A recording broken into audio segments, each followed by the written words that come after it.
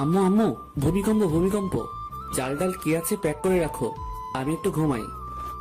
ও আম্মু, ভূমিকম্প। কি? ভূমিকম্প কোথায়? এখনই তো হলো, তুমি কই ছিলা? ওরে বান্দর, ভূমিকম্প আবার কখন হলো? খেয়াল করে দেখো, আবার শুরু হয়েছে। তোর মোবাইলে ভূমিকম্প হচ্ছে। কে করছে দেখো। আমি কেন তোর ফোন রিসিভ করব? এত সাধু সাজতে হবে না, আমি জানি তুমি আমার মোবাইল সবসময় চেক করো। তাহলে আজকে রিসিভ করছো না কেন? ফোন রিসিভ করে কথা বলো, আমি ঘুমাই। সারা জীবন তো ঘুমাইলি, মানুষ তোর হইলি না। আম্মু, আমি কি মানুষ না? তুই দেখতে মানুষের মতো, কিন্তু মানুষ না। ওকে ওকে, বুঝতে পারছি কেন বাস খাচ্ছি। তুমি যাও, ঘুম থেকে উঠতেছি। হাই, আমি বান্দর থুক্কু। বাবা মার দেয়ার নাম আরফিন সুমন, আর সবাই ডাকে Romeo. So I am mister Romeo. আর যার সাথে কথা বলছিলাম উনি আমার আম্মু। সুখের সাগরে ঢেউ খেতে খেতে ঘুমাচ্ছি। হঠাৎ মনে হলো ভূমিকম্প হচ্ছে, কিন্তু না। পরক্ষণে আম্মু আবিষ্কার করলো ভূমিকম্প হচ্ছে না, আমার মোবাইলে সুনামি হচ্ছে। একটু শান্তিতে আলাপ করতে দিবে না আম্মুটা? আম্মুগুলো কেন যে এমন হয়, কিচ্ছু বুঝি না। এই গেল মোবাইল নিয়ে কথা বলতে, আবার কথা বলে চলেও আসছে। এই বান্দর, তাড়াতাড়ি রেডি হয়ে নে। তোর মামার সাথে একটা জায়গায় যাবি, তোর কাজের ব্যবস্থা করে দিব। আম্মু, তুমি কি সত্যি আমার আম্মু? কেন, কি হয়েছে? তুমি যদি আমার আম্মু হতে তাহলে বলতে, বাবা উঠে ফ্রেশ হয়ে নে, একটা জায়গায় যেতে হবে, তাড়াতাড়ি করে নাস্তা করে নে। বান্দর পোলা, বকবক না করে তাড়াতাড়ি রেডি হয়ে নে। উঠতেছি উঠতেছি, যাও তুমি। হুম। নাস্তা শেষ করে মিস্টার কাজল মামার সাথে বের হলাম, দেখি না কি হয়। কি কাজের ব্যবস্থা করলে একটু দেখি। 2 ঘন্টা পর একটা বিশাল বড় বাড়ির সামনে এসে দাঁড়ালাম। বাড়ির চারপাশে বাউন্ডারি করা, গোল্ডেন কালারের রং করা চারপাশে। ওই মিস্টার কাজল মামা, এখানে আমাদের কাজ কি? আমাদের না, শুধু তোর। আবার মানে? আমি কি করব এখানে? কাজ করবি, কিসের কাজ করব বলো? যেটা ঠিক করা হয় কথা বলে সেটা করবি। ঠিক করা মানে? আমি আগে থেকে বলে দিচ্ছি, আমি বাড়ির কেয়ারটেকারের কাজ করতে পারবো না বলে দিলাম। যদি রাজি থাকো তাহলে বাড়ির ভিতরে যাব, না হলে বাড়ির ভিতরে ঢুকবো না। তোর পাগল, চল ভেতরে যাই। আগে বলো তুমি রাজি কিনা। চল, আমি রাজি। আহ, কি সুন্দর বাড়ি। এমন যদি একটা শ্বশুর বাড়ি হতো তাহলে ঘর জামাই থাকতে আমি 2 পায়ে রাজি। বাড়ির সামনে দক্ষিণ পাশে সেই একটা বাগান, সব ধরনের ফুল আছে। মনে হয় যত ফুল জন্মায় বাংলার মাটিতে সব ফুলের গাছ এই বাড়িতে। বাড়ির ভিতরটা আরো সুন্দর, বাইরে থেকে অতটা বোঝা যায় না। বাড়িটা মাটির উপরে 2 তলা, মাটির নিচে পুরো 3 তলা। আমাদের বাড়ি থেকে 5 মিনিটের পথ সেখানেও একটা বাড়ি আছে, মাটির নিচে 3 তলা, মাটির উপরে 1 তলা।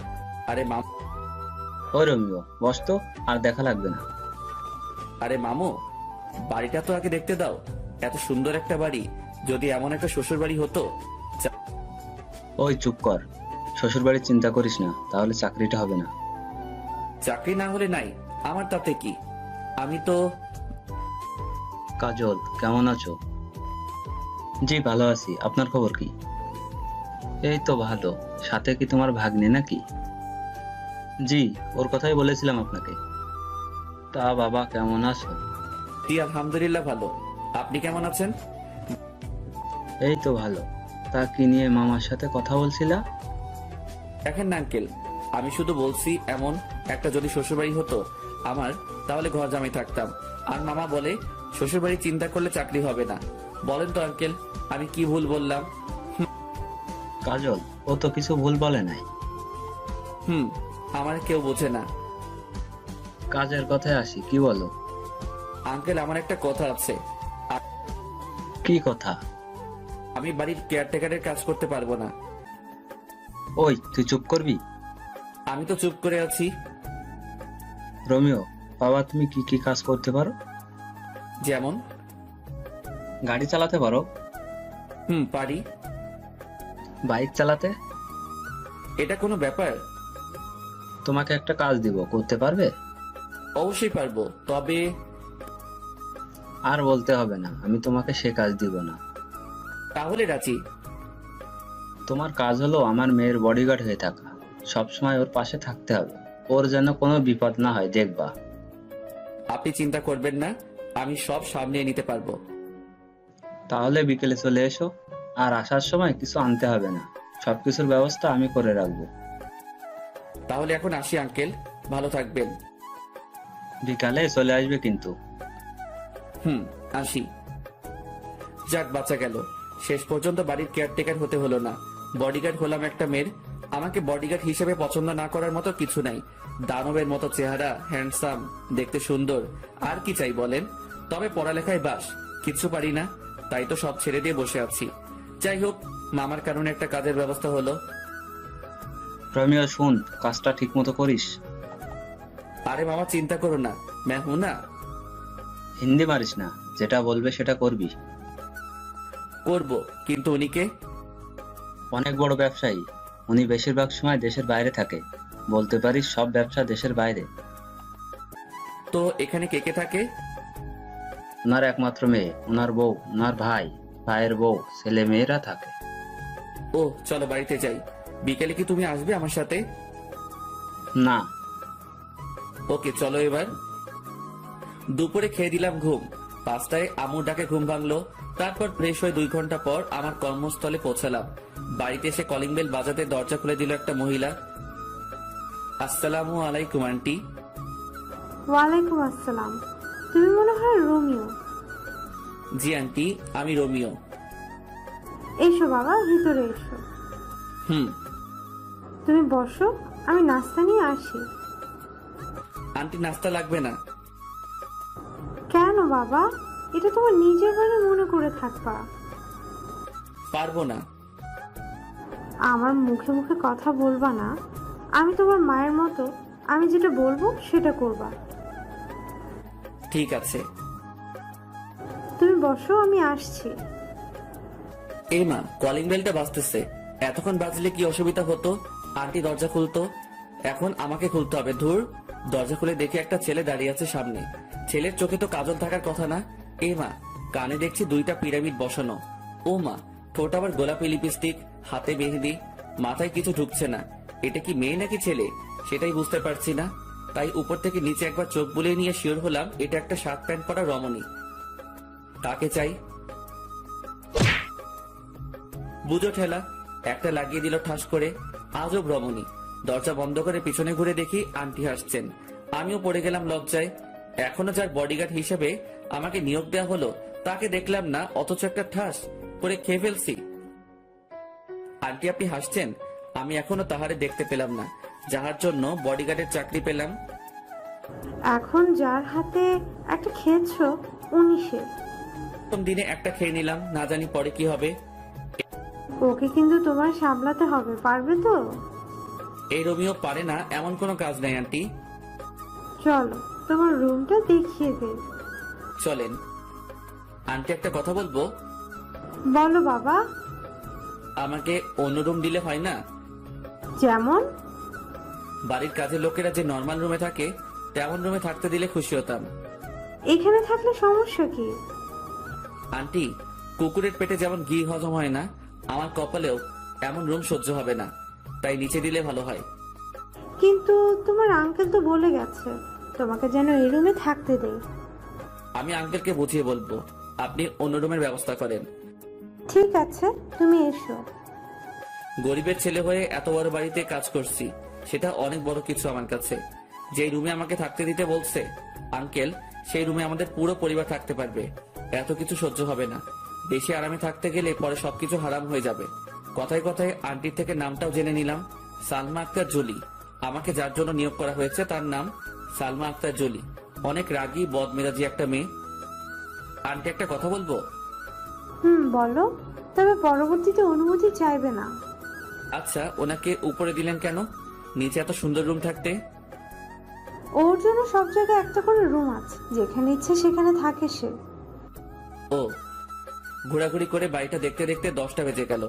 রুমে এসে বিছানায় শরীরটা এলিয়ে দিতেই ঘুম চলে আসলো। সেটা আর বেশিক্ষণ টিকলো না। আন্টি এসে খেতে ডাকলো। খাওয়ার কোনো ইচ্ছা ছিল না। আন্টির জোরাজোরিতে টেবিলে বসতে হলো। সবগুলো অপরিচিত মুখ আমার দিকে তাকিয়ে আছে। আন্টি সবার সাথে পরিচয় করিয়ে দিল। প্রায় 10 মিনিট হলো বসে আছি, এখনো কেউ খাওয়া শুরু করে নাই। সবাই ম্যাডামের জন্য অপেক্ষা করছে, তার আসার নাম নেই। আর এইদিকে এই কানন মেয়েটি আমার দিকে তাকিয়ে আছে, অস্বস্তি লাগছে। এই মাইয়া কি কোনোদিন ছেলে দেখে নাই? হা করে তাকিয়ে আছে। না, আর না, কিছু একটা করতে হবে। এই যে হা করে আছেন কেন? মশা ঢুকবে। হা হা হা, রোমিও ভাই ঠিকই বলেছেন। রোমিও ভাই বলবেন না, ভাইটা বাদ দেন। আচ্ছা ঠিক আছে। আমাকে পচানো হচ্ছে তাই না? এখানে পচানোর কি আছে? যেটা সত্যি সেটা বললাম। কি সত্যি বলছেন? মশা ঢুকবে, এটা কি সত্যি না? এখানে কি হচ্ছে? সবাই চুপ। সবাই চুপ করে আছে, কারণ জুলি ম্যাডাম আসছে। কাকে কি বলবে তার কোনো ঠিক নাই, তাই সবাই চুপচাপ বসে আছে। আর ওই মাইয়াটা আমার দিকে তাকিয়ে আছে। মা, এই ছেলেটা এখানে কেন? ও রোমিও, আজ থেকে এখানে থাকবে। তোর জন্য তোর নিয়োগ করা হয়েছে। আমার জন্য মানে? ও কি আমার বডিগার্ড নাকি? হ্যাঁ। আমি তোমাদের অনেকবার বলেছি আমার কোনো বডিগার্ড লাগবে না। ও সবার সাথে এখানে কেন? ও আমাদের সাথে একসাথে খাবে প্রতিদিন। এটা আমার শেষ কথা। এটা যদি তোমার শেষ কথা হয় তাহলে এটাও শুনে রাখো, আমি তোমাদের সাথে বসবো না খেতে। আন্টি বাদ দেন, আমাকে নিয়ে আপনাদের মধ্যে অশান্তি হোক সেটা চাই না। আমার এমনিতে খেতে ইচ্ছে করছে না, আমি বরং রুমে যাই। আপনারা খাওয়া শুরু করেন। দরকার কি আমাকে নিয়ে মা মেয়ের সম্পর্কে ফাটল ধরানোর? তাই উঠে চলে আসলাম। এখন থেকেই বুঝতে পারছি এই মেয়ের বডিগার্ড থাকতে হলে আমাকে অনেক কিছু সহ্য করতে হবে। এসব ভাবতে ভাবতে কখন ঘুমিয়ে পড়েছি মনে নেই। সকাল 6টায় মোবাইলে কাউয়ার ডাকে ঘুম ভাঙলো। মোবাইলে অ্যালার্ম টোন দিছি, কাউয়ার ডাক। হা হা হা হা। উঠে শুরু করলাম দৌড়। দৌড়ানো শেষ করে আস্তে আস্তে অন্য ব্যায়াম শেষ করে 8টায় রুমে ঢুকলাম। রুমে ঢুকে দেখি কানন কি যেন খুঁজতেছে। এই যে কি খোঁজা হচ্ছে শুনি? না, কিচ্ছু না। তাহলে সকাল সকাল আমার রুমে কি? ইচ্ছে করছিল আপনাকে দেখতে। বাইরে থেকে যখন দেখলেন রুমে কেউ নেই, তাহলে ঢুকলেন কেন? এত কৈফিয়ত দিতে পারবো না, ইচ্ছে হলো তাই ঢুকছি। তাছাড়া এত জিম করে কি হবে? এমনি মেয়েরা লাইন ধরে থাকবে। আপনার কথা শেষ হলে আসতে পারেন, আমি চেঞ্জ করব। একটু পরে আবার ডিউটি শুরু হবে। চেঞ্জ করেন, কে বারণ করছে? আপনার সামনে করব নাকি? করলে ক্ষতি কি? বের হতে বলছি, বের হন। না, আমার সামনে চেঞ্জ করতেই হবে। কি বেয়াদব মেয়েরে মাইরি। কি হলো? চেঞ্জ করেন। আন্টি, কাউকে ডাকতে হবে না, যাচ্ছি আমি, পরে আবার আসবো। এই বলে দৌড়ে চলে গেল। দেখলেন তো পাঠকগণ, কি লুইচ্চা বেয়াদব ফাজিল মাইয়া। ফ্রেশ হয়ে নাস্তা করে দাঁড়িয়ে আছি জুলি ম্যাডামকে নিয়ে। ভার্সিটিতে যেতে হবে, অনার্স প্রথম বর্ষে পড়ছে। ওনার সামনে আমি হাঁটছি, বাইরে গাড়ি রেডি করা আছে। গিয়ে দরজা খুলে দিলাম, ভিতরে ঢুকে বসে পড়লো। আমি আল্লাহর নাম নিয়ে গাড়ি চালানো শুরু করলাম। 35 মিনিট পর গাড়ি নিয়ে ভার্সিটির গেটে পৌঁছালাম। ম্যাডাম, গাড়িকে ভিতরে নিয়ে যাব? তুই জানিস না। ম্যাডাম, আমাকে তো কিছু বলা হয়নি তাই। চুপ, তুই আমাকে কোনো প্রশ্ন করবি না, শুধুমাত্র উত্তর দিবি, না হলে তোরে বিদায় করে দেব।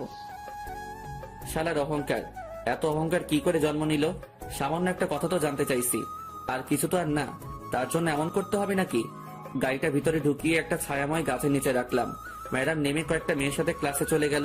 আমি এখনো ভিতরে বসে আছি, একবারও নামতে হয়নি। কালকে পর্যন্ত ম্যাডামের অন্য একটা বডিগার্ড ছিল, আজ থেকে আমি হলাম। ও কেন চলে গেল জানি না। বসে বসে এসব ভাবছি, তখনই দেখলাম ম্যাডামের সাথে মেয়েগুলো সহ ম্যাডাম আসছে। একটু সামনে আসতে কয়েকটা ছেলে গিয়ে পথ আগলে দাঁড়ালো। ম্যাডামকে দেখছি, ভয় ভয় চোখে চারিদিকে তাকাচ্ছে। তখন মনে হলো, আরে আমাকে তো ওনার জন্য নিয়োগ দেওয়া হলো। তাড়াতাড়ি করে হাতে হকি স্টিকটা নিয়ে গাড়ি থেকে নেমে দিলাম দৌড়। আমাকে দেখা মাত্র ম্যাডাম ভয়ার্ত চেহারা চেঞ্জ হয়ে গেল, আর ছেলেগুলো তো ভার্সিটির গেটের দিকে দৌড় দিছে। ম্যাডাম, আপনি ঠিক আছেন তো? তোরে কি গাড়িতে বসে থাকার জন্য আমার বডিগার্ড করা হয়েছে? Sorry madam. ম্যাডাম ওনার বান্ধবীদের সাথে হাঁটছে। আমি এসে গাড়ির উপরে বসলাম আর ম্যাডামের দিকে লক্ষ্য রাখছি। মেয়েদের থেকে দূরে থাকতে বেশি ভালো লাগে। এখন তো পুরো একটা মেয়ের বডিগার্ড হয়ে গেলাম। তার সাথে সাথে হেঁটে তাকে গার্ড দেওয়ার থেকে এখান থেকে বসে দিচ্ছি। যত মেয়ে ঢুকছে গেট দিয়ে সবাই আমার দিকে তাকিয়ে আছে। আর কয়েকটা মেয়ে যে গাছটার নিচে গাড়ি দাঁড় করানো তার থেকে একটু দূরে বসে কি যেন বলছে আর তাকিয়ে আছে। এই মায়াগুলো কি কখনো ছেলে দেখে নাই? এমন ভাবে তাকিয়ে আছে মনে হচ্ছে কোনো এলিয়েন বসে আছি তাহাদের সামনে। ম্যাডামের অবস্থান দেখে নিলাম একবার। আমার দিকে সিংহের মতো, থুক্কু সিংহের মতো তাকিয়ে আছে। বুঝতে পারছি আজকে আমার খবর আছে। বাম পাশে তাকাতেই দেখি 4টা চোখ আমার দিকে তাকিয়ে তাকিয়ে সামনে যাচ্ছে। মানে চশমা পরা একটা মেয়ে যাচ্ছে আমার দিকে তাকিয়ে থাকতে থাকতে। ট্যালেন্ট আছে মাইরি, কি সুন্দর করে তাকিয়েছে। হাঁটতে হাঁটতে গিয়ে গাছের সাথে ধাক্কা খেলো। সবাই হেসে উঠলো যারা এটা লক্ষ্য করছে। আমার হাসা বারণ, তাই ইচ্ছা থাকা সত্ত্বেও হাসতে পারলাম না। বেচারির জন্য কষ্ট হচ্ছে। সবার সামনে পড়ে গেল, তাও আমাকে দেখতে দেখতে। প্রথম দিন শেষ হলো আরো নানা ধরনের কাহিনীর মাধ্যমে। বাড়িতে এসে ফ্রেশ হয়ে খেয়ে দিলাম একটা ঘুম। 6টায় উঠলাম ঘুম থেকে। আন্টি ডাক দিল ওনাদের সাথে আড্ডা দিতে। কেমন কাটলো প্রথম দিন? আর বলবেন না আন্টি, একটু হাসতে পারি নাই। কেন হাসতে পারেন নাই?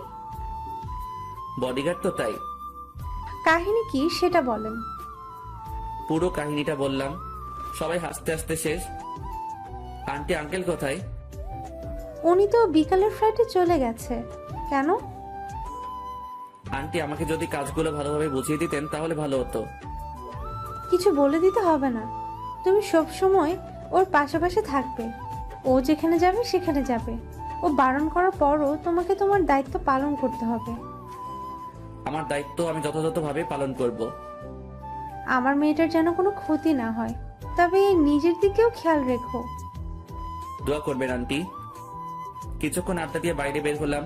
নতুন এলাকা একটু রাতে ঘুরে দেখতে প্রায় 10টা বাজলো। বাড়িতে এসে কলিং বেল বাজানোর সাথে সাথে দরজা খুলে দিল কানন। কি মশাই, কোথায় ছিলেন? আপনাকে বলবো কেন? রমিও বাবা কি হলো, ভেতরে আসো। জি আন্টি আসছি। ফ্রেশ হয়ে খেতে বসলাম। ম্যাডাম আসছে না। আন্টির কাছে জানতে চাইলে আন্টি বলে ওনার জন্য খাবার পাঠিয়ে দেওয়া হয়েছে। খাওয়া শেষ করে ঘুম দিলাম।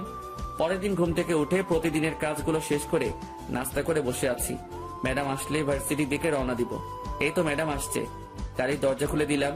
ম্যাডাম ঢুকলো, সাথে আসছে কানন। দরজা বন্ধ করেন কেন? আমি যাব। আপনি কোথায় যাবেন?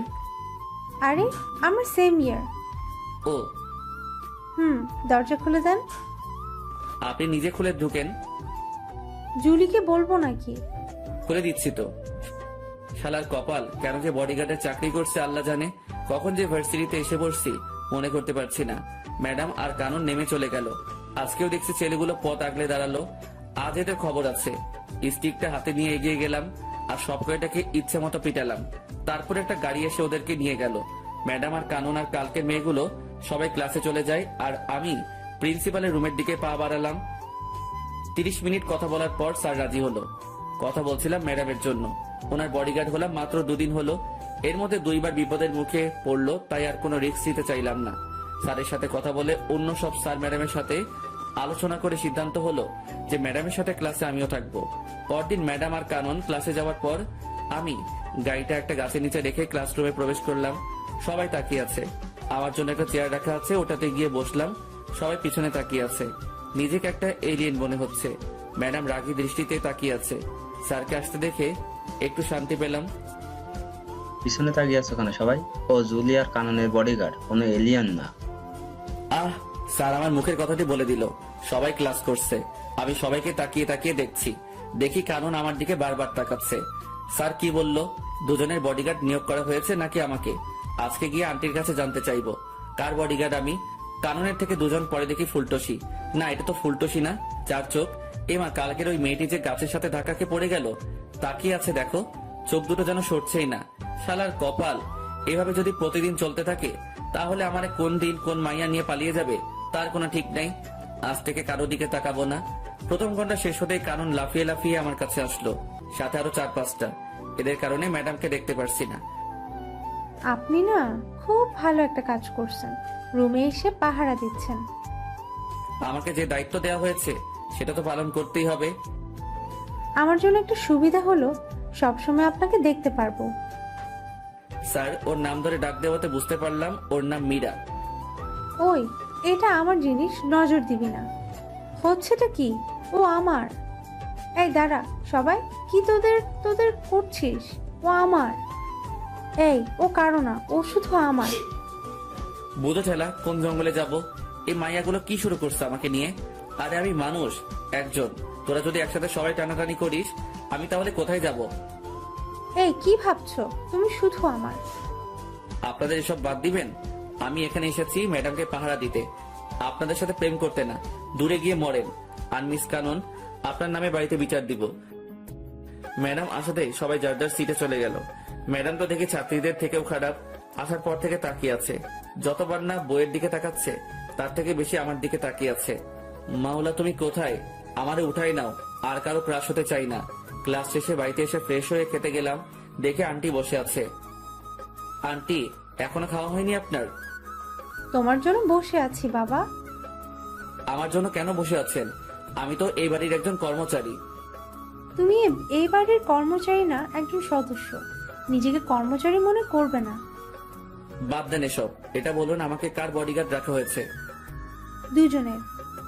দুজনের মানে? জুলি, কানন, দুজনের জন্যই রাখা হয়েছে। ও আচ্ছা। এক সপ্তাহ অনেক কষ্টে কাটালাম। ক্লাসে বসে গার্ড দেওয়া মনে হয় আর সম্ভব না। মায়াগুলোর জ্বালায় জীবনটা পুরো বাস হইয়া গেল।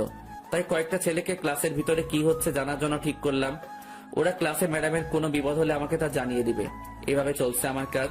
আর কানন মেয়েটা প্রতিদিন বিরক্ত করে আমাকে। 1 মাস পর সন্ধ্যায় রুম থেকে বের হওয়ার সাথে সাথে আন্টি এসে সামনে দাঁড়ালো। আন্টিকে কেমন যেন দেখাচ্ছে। আন্টি, কি হয়েছে? বাবা, তুমি ব্যাগটা গুছিয়ে নাও। কেন ব্যাগ গুছাবো বলেন আন্টি? আজকে রাতে কানন আর জুলি ওদের বন্ধুদের সাথে কোথায় যেন বেড়াতে যাবে। কয়েকটা দিন ওখানে থাকবে, তাই তোমাকে ওদের সাথে যেতে হবে। অনেকবার বারণ করছি, কেউ শুনতে চায় না। ওরা যাবেই যাবে। জানি না কোথায় কি বিপদ লুকিয়ে আছে, তাই তোমাকে ওদের সাথে যেতে হবে। আমি আছি তো আন্টি, আপনি টেনশন করবেন না। আমি ওনাদেরকে দেখে রাখবো। তাহলে তুমি রেডি হয়ে নাও। অনেকদিন হলো কোথাও যাই না, একটু ঘুরে আসাও যাবে। ম্যাডাম আর কাননকে নিয়ে রওনা দিলাম। বাড়ির বাইরে বাস এসে দাঁড়িয়ে আছে। আমাকে দেখা মাত্র মাইয়াগুলো রোমিও যাবে আমাদের সাথে বলে চিৎকার দিয়ে উঠলো। বাসে 3টা ছেলে আছে আর সবগুলো মেয়ে। ছেলেগুলোর সাথে গিয়ে বসলাম, কিছুক্ষণ গল্প করে ঘুমিয়ে পড়লাম। পুরো বাসে সবাই ঘুমাচ্ছে। সকালে চোখ করে দেখি অপরূপ এক দৃশ্য। অসাধারণ একটা জায়গায় এসে পড়ছি। সকালে সূর্যের আলো মুখে এসে পড়ছে। এখনো কেউ উঠে নাই, সবাই ঘুমাচ্ছে। অসাধারণ দৃশ্যটা দেখে আর বাসে বসে থাকতে পারলাম না, তাই দরজা খুলে নিচে নেমে পড়লাম। জায়গাটা অনেক সুন্দর। চারপাশটা ঘুরে ঘুরে দেখলাম। ঘুরতে ঘুরতে যখন লেকের পাড়ে এসে বসেছি তখনই মনে পড়লো এটা তো মহামায়া লেক। আমাদের বাড়ি থেকে 1 ঘন্টা লাগে গাড়ি নিয়ে আসতে। একটা বোট ভাড়া করে ঝর্ণা দেখতে গেলাম লেকের পূর্ব পাড়ে। প্রায় 3 ঘন্টা বোর্ডে করে ঝর্ণায় পৌঁছালাম। তার সিঁড়ি বেয়ে উপরে উঠলাম, তারপর সেখান থেকে লাফ দিলাম লেকের পানিতে। কিছুক্ষণ সাঁতার কেটে আবার বোর্ডে উঠলাম। 11:30 আগের জায়গায় দাঁড়ালো। আমি নেমে ওর ভাড়া দিয়ে বাসের দিকে রওনা দিলাম। সবাই বাইরে বসে আছে বাসের সামনে। ছেলে 3টা বাসের উপরে। আমি আস্তে আস্তে এগুচ্ছি আর ম্যাডাম আমাকে দেখে রাগী চোখে তাকিয়ে আছে। আর সবাই এসে আমাকে ঘিরে ধরলো। এই, তুই কোথায় গেছিলি? এখন কয়টা বাজে খবর আছে? ম্যাডাম, এটা আমার এলাকার মধ্যেই পড়ে। আমি এখানে আগে আরো এসেছি, তাই একটু ঘুরতে গিয়েছিলাম। কোথায় গিয়েছিলি যে ভিজে আসছিস? ঝর্ণায় গিয়েছি, লেকে সাঁতার কাটছি। ঝর্ণাও আছে এখানে? অসাধারণ একটা জায়গা ম্যাডাম এটা। সারাদিন অনেক ঘোরাঘুরি করলাম, সবাই অনেক আনন্দ করলো। আমার খবর করে ছাড়লো মাইয়াগুলো। একটা এদিকে টানে আর একটা ওইদিকে টানে, শুধু সেলফি আর সেলফি। এই বলে সেলফি তুলবো, ও বলে সেলফি তুলবো। আমার জীবনটা শেষ করে দিবে এই মাইয়াগুলো। দুপুরে আমার পরিচিত একটা হোটেল থেকে খাবার এনে দুপুরে খেলাম সবাই মিলে। একটা জিনিস খারাপ লাগলো, সবাই অসাধারণ কাপড় পরে এসেছে আর ম্যাডাম জিন্স আর শার্ট পরে এসেছে, তাই খারাপ লাগলো। সন্ধ্যায় সবাই তাঁবু কাটানোর জন্য আলোচনা করছে। ম্যাডাম, এখানে রাতে থাকা যাবে না, ফিরে যেতে হবে। কেন, কি হয়েছে? এই জায়গাটা দিনে যতটা সুন্দর, রাতে ততটা ভয়ঙ্কর। আমরা এত মানুষ, কোনো কিছু হবে না। আপনাদের যদি থাকতে মন চায় তাহলে আপনারা থাকতে পারেন, আমি থাকবো না। তুই এখানে থাকবি, কোথাও যেতে পারবি না। এখানে থাকা সম্ভব না, আমি থাকবো না, ব্যাস। কোথায় যাবি? আমি আমার বাড়িতে চলে যাব। তুই আমার বডিগার্ড, আমি যা বলবো তাই করবি। আমি এক্ষুনি আন্টির সাথে কথা বলবো, আন্টি যা বলবে তা করব। Hello aunty. কি হয়েছে বাবা? আন্টি, এখানে থাকার কোনো জায়গা নেই। ম্যাডাম বলছে এখানে তাঁবু খাটাতে, কিন্তু জায়গাটা খুব খারাপ। সন্ধ্যার পর একটা মানুষের চিহ্ন থাকে না। এখন কি করব? আমি পারবো না এখানে থাকতে। তুমি কি জায়গাটা চিনো? হুম, আমাদের এখানে জায়গাটা। তুমি মোবাইল দাও জুলিকে। হুম, মাথা খারাপ নাকি? জীবনেও তো থাকবো না এখানে রাতে। এই জায়গায় যে থেকেছে রাতে সেই মরেছে। আমি বাবা এসবের মধ্যে নাই। এখনো বিয়ে করি নাই। বিয়ের আগে আমি পরলোক গমন করতে চাই না। কত স্বপ্ন ছিল, একটা বিয়ে করব, একটা ফুটবল টিমের বাবা হব। হে খোদা, আমি উপরে যেতে চাই না। আমি বাড়ি যাব। ওই কি বিড়বিড় করছিস? আমি মরতে চাই না। আমারই নিও না খোদা। ওই উল্টাপাল্টা কি বলিস? না ম্যাডাম, কিছু না। কথা বল। হ্যালো যমরাজ। রোমিও, কি হয়েছে বাবা? আমি তোমার আন্টি বলতেছি। ও আন্টি বলেন। তুমি সবাইকে নিয়ে চলে আসো। ধন্যবাদ আন্টি, আমি সবাইকে নিয়ে আসতেছি। সাবধানে এসো। হুম। ওই ড্রাইভার ভাই, তাড়াতাড়ি বাস চালু করো। নিজে বাসলে আম্মুর নাম থুক্কু, বাপের নাম। অবশেষে বাড়িতে এসে ঢুকলাম। সবাই বসে আছে। আন্টি প্রশ্নের উপর প্রশ্ন করছে, প্রশ্নের ভিতরে প্রশ্ন, প্রশ্নের বাইরে প্রশ্ন করেই যাচ্ছে। আন্টি কোনো প্রশ্নের উত্তর দিতে পারবো না, ঘুমাবো। সেই একটা ঘুম দিলাম। সকালে উঠে প্রতিদিনের কাজ শেষ করে বাড়িতে আসার সাথে সাথে আন্টি আবার শুরু করলো। রোমিও বাবা, ওখানে কি হয়েছে? কিছু হয়নি আন্টি। তাহলে ফিরে আসলে কেন? আন্টি, জায়গাটা ভয়ঙ্কর। রাতে যে সেখানে থাকতে চাইছে, পরদিন তাকে আর পাওয়া যায়নি। দিনে জায়গাটা যতটা সুন্দর, রাতে ততটা ভয়ঙ্কর। এত জলদি ভয়ঙ্কর হয়? তাহলে তুমি যে পানিতে সাঁতার কাটলে কেন? আবার কোথায় ঝর্ণা ছিল সেখানেও গিয়েছো? আমার অবস্থা খারাপ হয়ে গিয়েছিল পানিতে নামার পর। কেন? ওই লেকের পানিতে যারা সাঁতার কাটতে নামছে তাদের অনেককে আর পাওয়া যায়নি। পানির নিচে তলিয়ে গেছে। কয়েকদিন পর পর লাশগুলো ভেসে উঠতো, কিন্তু মানুষগুলোকে ডুবুরিরাও খুঁজে পায়নি। তাহলে তুই নামতে গেলি কেন ওই লেকের পানিতে? লোভ সামলাতে পারি নাই সাঁতার কাটার, তাই নেমে পড়েছিলাম। ও ছিল বলে আজকে তোরা সবাই বেঁচে গেলি, না হলে তো আর খুঁজেই পেতাম না তোদের। ম্যাডাম, গাড়ি বের করবো? ভার্সিটিতে যাবেন? না, আজকে কোথাও যাবে না কেউ। ঠিক আছে আন্টি। 2 দিন পর সকালে ব্যায়াম করে রুমে ঢুকে দেখি কারণ বসে আছে। এই মাইয়া এখানে কেন? কি চাই আপনার? তোমাকে চাই রোমিও। আমি আমার কারো হতে পারবো না। তোমাকেই যে আমার হতে হবে। মাথা খারাপ করবেন না, জানতো। রিলেশন শুরু হওয়ার আগে জান বলে ডাকছো? এত বেশি বুঝেন কেন? আপনাকে যেতে বলছি এখান থেকে। আমি যাব না। কি করবা? বাইরে যাবেন নাকি আপনার আম্মুকে ডাকবো? ডাকো। আপনার আম্মুকে কি বলে ডাকবো বলেন তো? আমি তো জানি না। জানো না কেন? বিয়ে করি নাই তো, তাই সম্পর্কের প্যাচগুলো বুঝি না। বিয়ে করে ফেলো। বিয়ের কথা পরে আসবে, আগে বলেন আপনার আম্মুকে কি বলে ডাকবো? শাশুড়ি মা বলে ডাকবে। তাহলে ডাকি। হুম। শাশুড়ি মা। আরে আরে, কি করো? আন্টি বলে ডাকবা। এবার বাইরে যান, আমি ফ্রেশ হব। ভার্সিটি যাবেন না? যাবো তো। তাহলে গিয়ে রেডি হয়ে নিন, আমিও রেডি হয়ে নেই। আমি এখানে থাকবো। আরে, আপনি যাবেন নাকি আন্টিকে ডাকবো? ডাকো, দেখি পারো কিনা। আন্টি। কেউ সাড়া দেয় নাই তো। না। দিবেও না। কেন? সবাই তো উপরে। কি হয়েছে রোমিও? আন্টি ওনাকে নিয়ে যান, আমাকে রেডি হতে দিচ্ছে না। সব সময় এমন করে, ওনার নির্যাতন সহ্য করতে পারছি না। ওই কানন, বের হও বলছি। দেখে নিব তোমারে। আন্টি, উনি যদি আবার কোনো ফাইজলামি করে তাহলে কিন্তু আমি ওনার বডিগার্ড থাকতে পারবো না।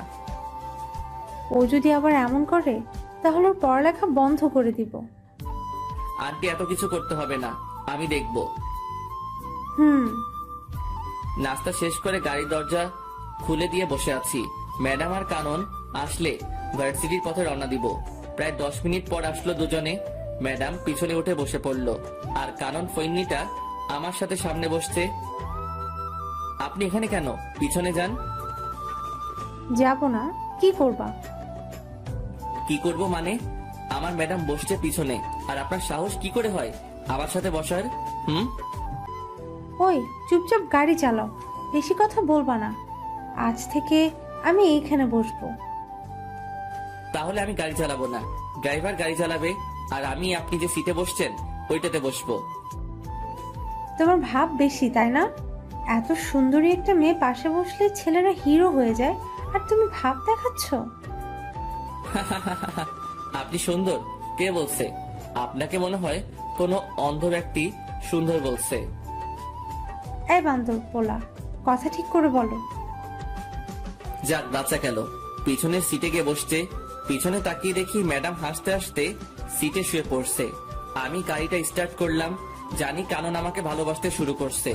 যে সম্পর্কের ভবিষ্যৎ নেই সেই সম্পর্কের কোনো মূল্য নেই আমার কাছে, তাই বাদ সবকিছু।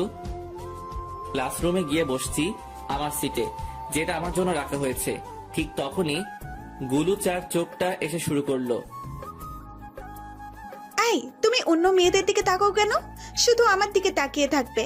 জানো, তোমাকে দেখার জন্য প্রতিদিন আমি অপেক্ষা করি। প্রথম যেদিন তোমাকে দেখছি সেদিন তো গাছের সাথে ধাক্কাও খেলাম। জানো, প্রথমে একটু ব্যথা লাগলো, যখন দেখলাম সবাই হাসছে, তুমি হাসছো না, তখন আমার সব ব্যথা কোথায় যেন চলে গেল।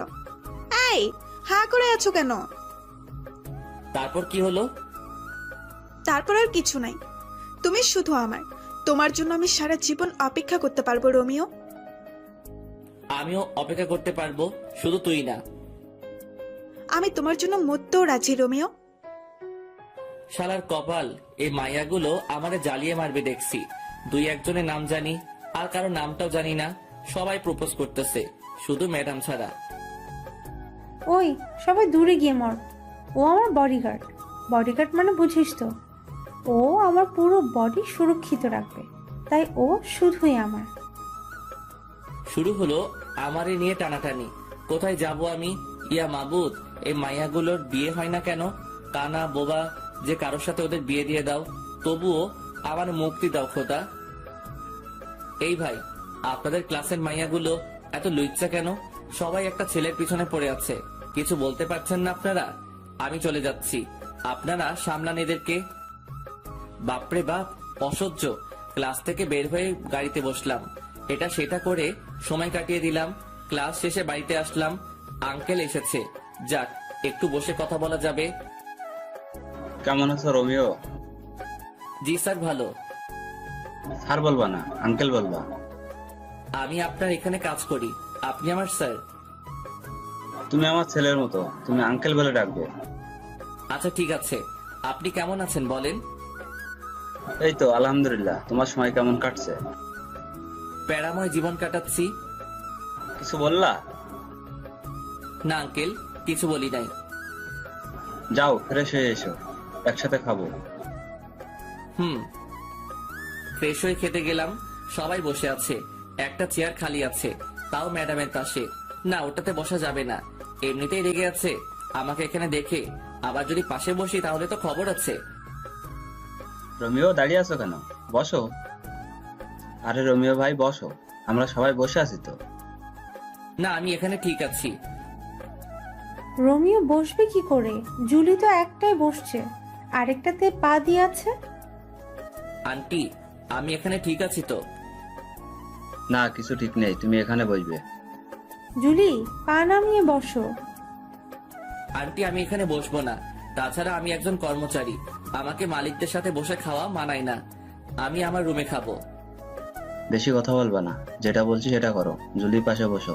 আর শোনো, তুমি এ বাড়ির কর্মচারী না, আর যেন না শুনি এমন কথা। যাক, পা নামালো। রোমিও, আমি আবার চলে যাব এখন। জুলির খেয়াল রেখো। আঙ্কেল আমি আছি তো, আমি সব সামলে নিব। তুমি আসো বলে তো এখন আমি নিশ্চিন্ত।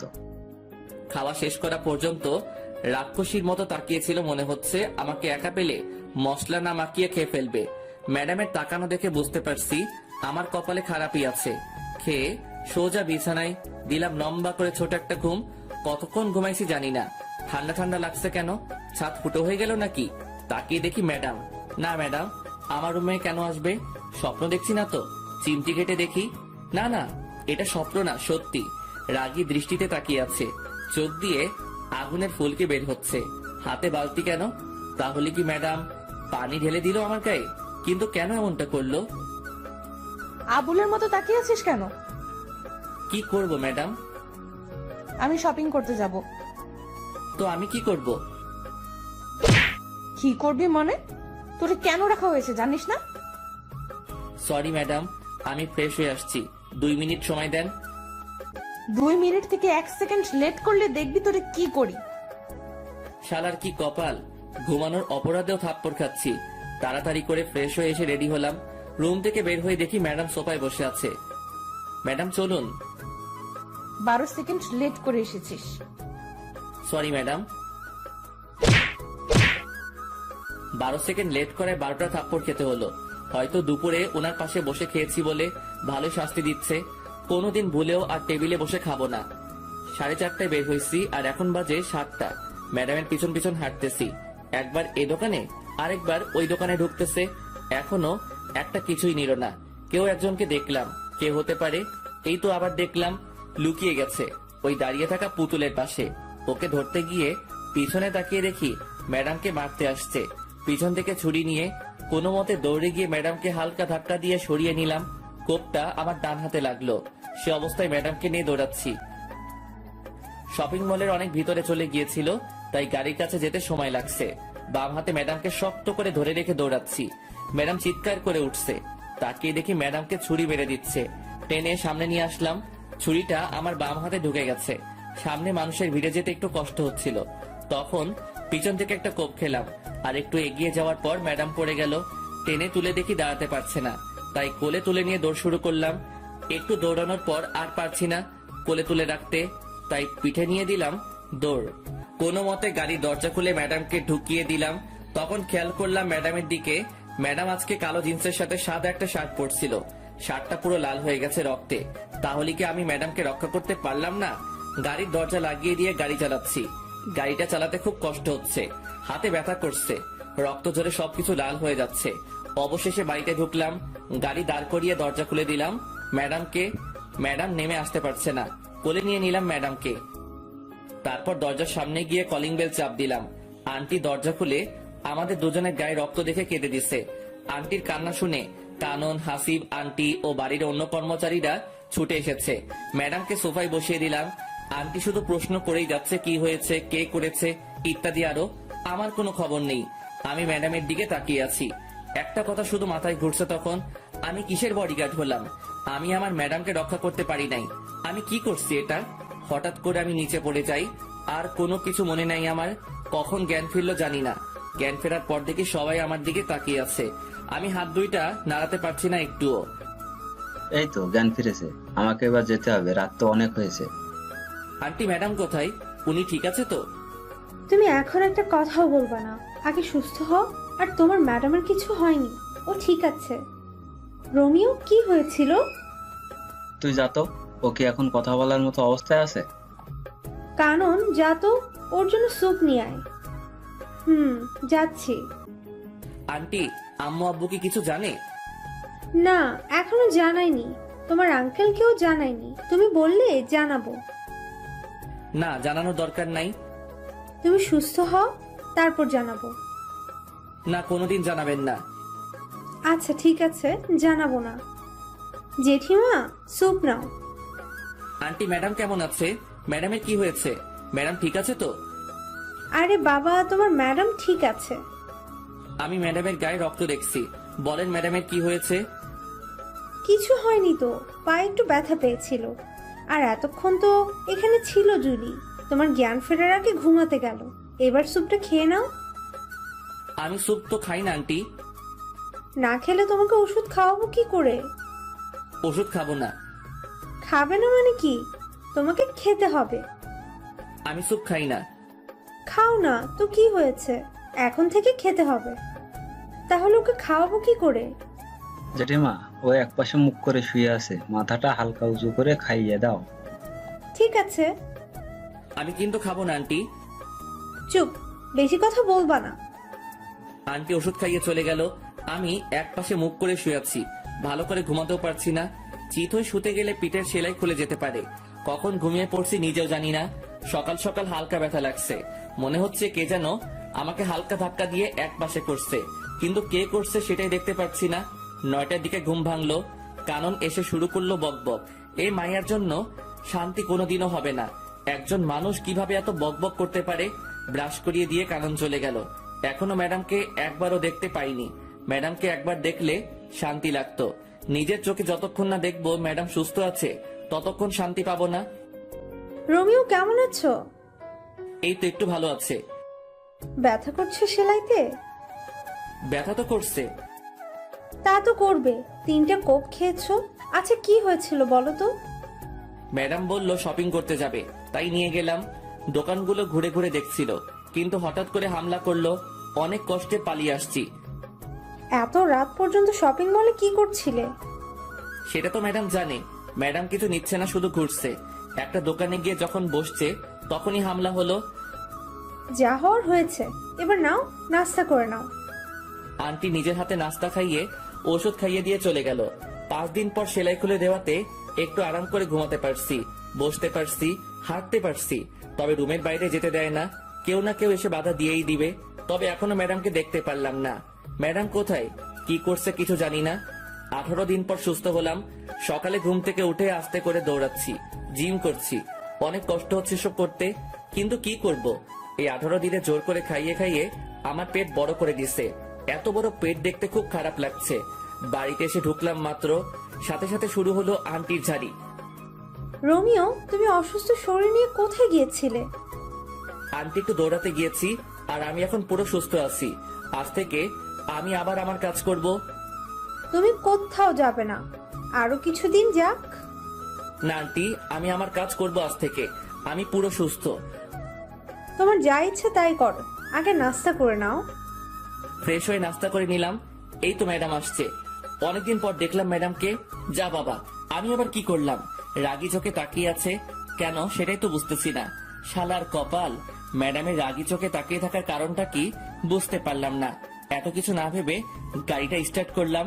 গাড়িটা প্রতিদিনের মতো গাছের নিচে রেখে ক্লাসে গিয়ে বসলাম।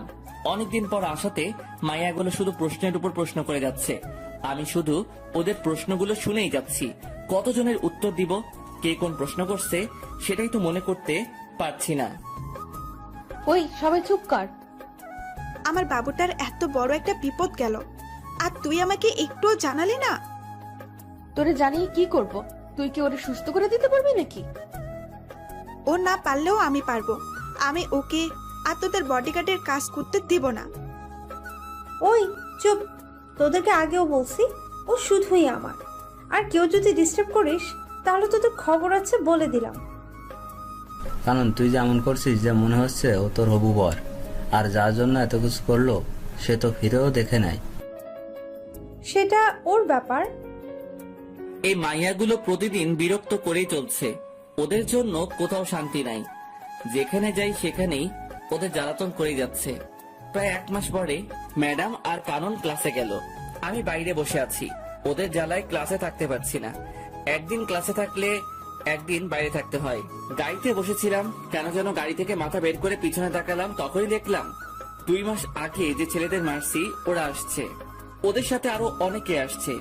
গাড়িটা জোরে চালিয়ে সিঁড়ির সামনে নিয়ে গেলাম। দরজা খুলে রেখে তাড়াতাড়ি দৌড়ে একতলায় ম্যাডামদের রুমে গেলাম। সবাই আমাকে দেখে তাকিয়ে আছে। দৌড়ে আসাতে হাঁপাচ্ছি তাই। কি হয়েছে রোমিও, এমন করছো কেন? তাড়াতাড়ি চলেন। আরে কোথাও যাব সেটা তো বলবে। এত সময় হাতে নেই। ম্যাডাম আর কারণের হাত ধরে দৌড় দিলাম। ওদেরকে উপরে আসতে দেখে অন্যদিকে গিয়ে অন্য সিঁড়ি দিয়ে নেমে পড়লাম। তারপর গাড়িটা চালানো শুরু করলাম। ওরাও গাড়ি নিয়ে তাড়া করলো, কিন্তু ধরতে পারে নাই। তাই এবার আর কোনো বিপদ হলো না। ওরার উপর কেন এত হামলা হচ্ছে সেটাই বুঝতে পারছি না। কি চাই ওরা, কিছুই তো বুঝলাম না। বাড়িতে এসে দেখে আঙ্কেল এসেছে। আসসালামু আলাইকুম আঙ্কেল। ওয়ালাইকুম আসসালাম। বাবা কেমন আছো? এই তো আঙ্কেল, আপনাদের দোয়ায় ভালো আছি। আপনি কেমন আছেন? আমিও ভালো আছি। তা তোমার কাজ কাম কেমন চলছে? জি ভালো। ভালোভাবে করো আর নিজের খেয়াল রেখো। আঙ্কেল একটা কথা বলার ছিল। কি বলবা বলো। না আঙ্কেল কিছু না। কে হামলা করে ম্যাডামের উপর সেটা জানতে চাইছিলাম। এটা জানতে চেয়ে যদি পরে কিছুদিন আগে ঘটে যাওয়া বিষয়টা যদি সামনে চলে আসে, থাক বাবা, কেঁচো খুঁজতে গিয়ে সাপ বের করার কোনো ইচ্ছে নেই। রোমিও কি ভাবছো? কিছু না আঙ্কেল। তোমার দুই হাতে কাটার দাগ কেন? আগে তো কোনোদিন দেখি নাই। আঙ্কেল তেমন কিছু না, পড়ে গিয়ে কেটে গেছে। তুমি কি আমাকে বোকা পাইছো? আমি দেখেছি অনেকটা কেটেছে। এটা পড়ে গিয়ে হয়নি। কি হয়েছে বলো তো। আঙ্কেল কিছু না, ফ্রেশ হয়ে আসি আমি। সত্যি করে বলো কি হয়েছে। আমি বলছি কি হয়েছে। Aunty please. রোমিও চুপ করো, আমাকে আজকে বলতে হবে। আন্টি কোনো কথা বলবা না রোমিও, আমাকে বলতে দাও। আর আজকেও যে হামলা করতে চেয়েছিল রোমিওর জন্য পারে নাই, ও দুজনকে নিয়ে পালিয়ে আসছে।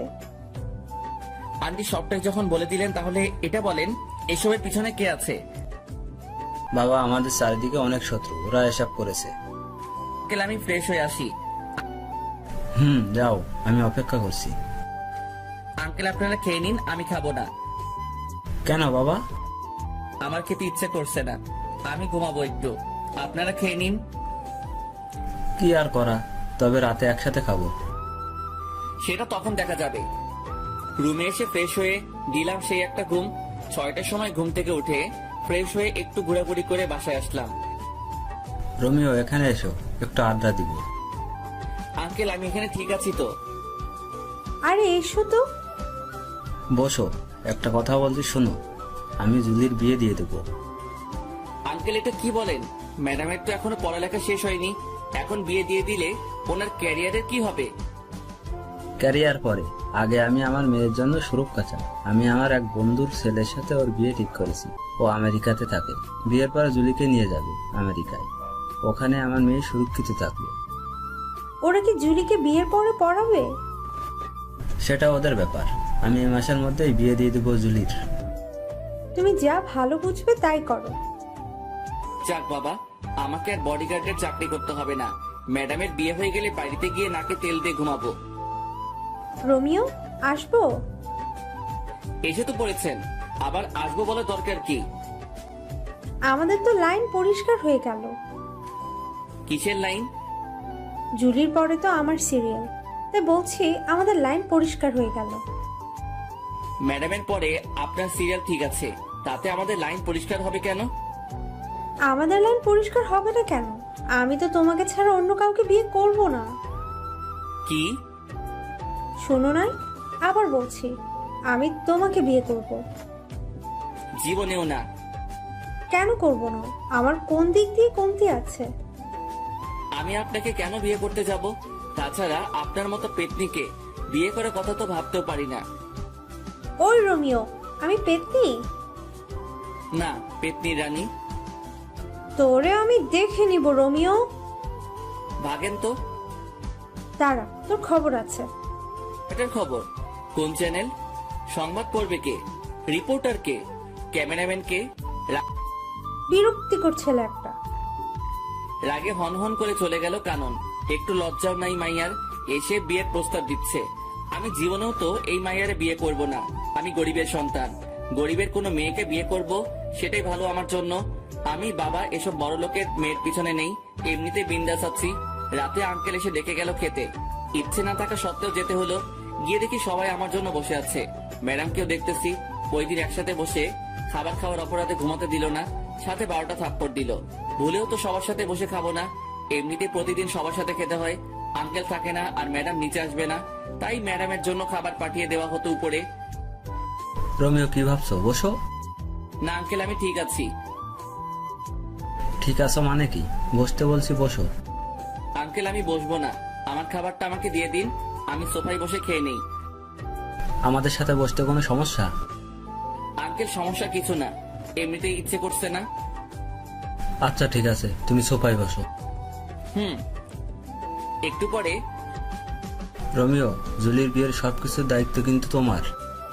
আঙ্কেল আমার মনে হয় না আমি পারবো কিছু করতে, আমাকে ছেড়ে দিন। রোমিও, তুমি পারবে। আমাদের বিশ্বাস তুমি সবটাই সামলে নিতে পারবে। আমার কিন্তু তা মনে হয় না আন্টি, আমাকে মাফ করবেন। কোনো কথা শুনতে চায় না, তোমাকে সবকিছু করতে হবে।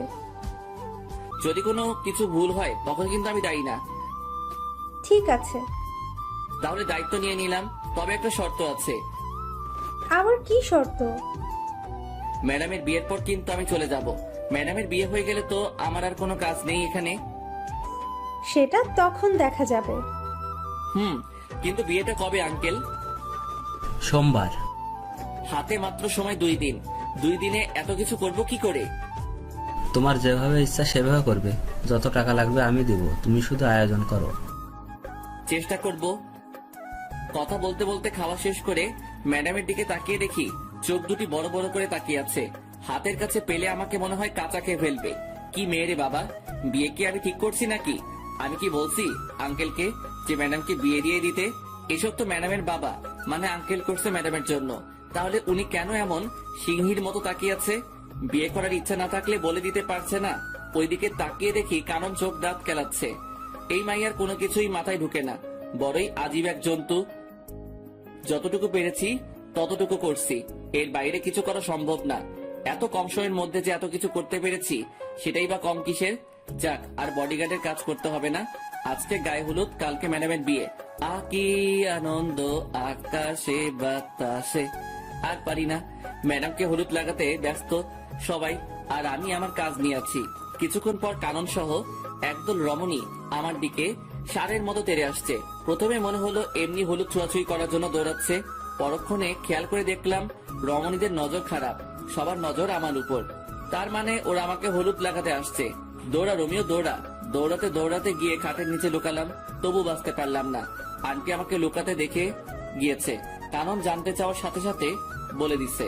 হলুদের অনুষ্ঠান শেষ হয়ে যাওয়ার পর গিয়ে শুয়ে পড়লাম। আজকে থেকে কালকে কাজের চাপটা একটু বেশি, একটু না অনেক বেশি থাকবে। ঘুম থেকে উঠে ফ্রেশ হয়ে নাস্তা করে কাজের তদারকি শুরু করতে হলো। এদিকে কাজের তদারকি করছি, আবার ম্যাডামের বডিগার্ডের কাজও করছি। বলা যায় না কখন কে অ্যাটাক করতে পারে। দেখতে দেখতে 2টা বাজলো। বর আসার কোনো খবরই নেই। আঙ্কেল ফোন দিয়ে যাচ্ছে 2টার পর থেকে, কিন্তু কেউ ফোন তুলছে না।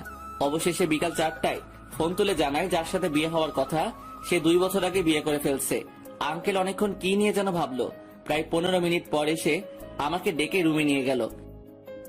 রোমিও, তুমি বাবা আমার মেয়েটাকে বিয়ে করো। কিভাবে সম্ভব আঙ্কেল? তুমি চাইলে সম্ভব। আঙ্কেল আমি আপনার সব কথা মানতে পারবো, কিন্তু বিয়েটা করতে পারবো না। কিন্তু কেন? আঙ্কেল আমি এখন ম্যাডামকে বিয়ে করলে খাওয়াবো কি, রাখবো কোথায়? তাছাড়া আমি গরিবের সন্তান। আমার সাথে যদি ম্যাডামের বিয়ে দেওয়া হয় তাহলে আপনার মান সম্মান কোথায় গিয়ে দাঁড়াবে আপনি ভেবে দেখুন। আমি তো আমার মেয়ের ভালো চাই। ও তোমার কাছে থাকলে ভালো থাকবে, সুরক্ষিত থাকবে। কিন্তু কোনো কিন্তু না, তুমি গিয়ে রেডি হয়ে এসো, আমি এখানে আসি। অবশেষে আমি বিয়ের পিড়িতে। আঙ্কেল নিচে হাত ধরে নিয়ে গিয়ে ম্যাডামের পাশে বসিয়ে দিল। আমি জানি আমাকে বিয়ের পোশাকে দেখে অনেক মেয়ের কষ্ট হচ্ছে, কিন্তু আমার তো কিছু করার নেই। আব্বু আম্মুকে দেখলাম অনেক খুশি। আঙ্কেল অনেকক্ষণ কথা বললো দুজনের সাথে, কি বলছে কে জানে। ম্যাডামের পাশে বসার পর প্রথমে চোখ পড়লো কাননের দিকে। মেয়েটির চোখ দিয়ে পানি পড়ছে। আমি জানি যে ও আমাকে সত্যি অনেক ভালোবাসে, কিন্তু কি থেকে কি হয়ে গেল। তবে আমি একটু জিনিস এখন থেকে বুঝতে পারছি যে এই বিয়েটার পর থেকে আমার কপালে অনেকগুলো থাপ্পড় আছে। কয়টা আছে সেটা জানি না। বিয়ের সব আনুষ্ঠানিকতা শেষে ম্যাডামকে রুমে নিয়ে গেল। আমি টুপ করে আমার রুমে ঢুকে বিয়ের পোশাক ছেড়ে একটা জিন্স আর টি শার্ট পরে বাইরে বের হলাম। এদিক সেদিক ঘোরাঘুরি করছি, কিছু মাথায় ঢুকছে না। রাত 10টায় বাসায় ঢুকলাম। এত রাত করে বাড়ি ফিরাতে কেউ দেখেনি। রোমিও, কোথায় গিয়েছিলে? একটু বাইরে গিয়েছিলাম। তোমাকে তো বিয়ের পর থেকে খুঁজে পাওয়া যাচ্ছে না, কোথায় ছিলে? ভালো লাগছে না তাই একটু বাইরে বের হয়েছিলাম। বুঝলাম। এখন খেতে আসো। জি ম্যাডাম, খাবেন আন্টি? জুলি, এখন থেকে তোমার বউ ম্যাডাম না, ঠিক আছে? আর আমরা দুজনকে তুমি মা বাবা বলে ডাকবে। আগে ম্যাডাম আমাকে মেনে নিক, তারপর ভেবে দেখবো। তাও ঠিক বলছো, এখন খেয়ে নাও। কানন চুপচাপ খাচ্ছে আর বারবার আমার দিকে তাকাচ্ছে। আমি জানি মেয়েটি অনেক কষ্ট পেয়েছে। ভালোবাসার মানুষটা অন্য কারো হয়ে যেতে দেখলে কে বা ভালো থাকতে পারে। খুব কষ্ট হচ্ছে কাননের জন্য, কিন্তু আমার কিছুই করার নেই। চুপচাপ খেয়ে নিলাম। সারাদিনের ক্লান্তি ভর করে আছে, এখন একটা ঘুম দিতে পারলে ভালো হয়। রোমিও, কোথায় যাচ্ছ? ঘুমাতে যাচ্ছি। তা তো বুঝলাম, কিন্তু ওইদিকে কেন? কোথায় যাব?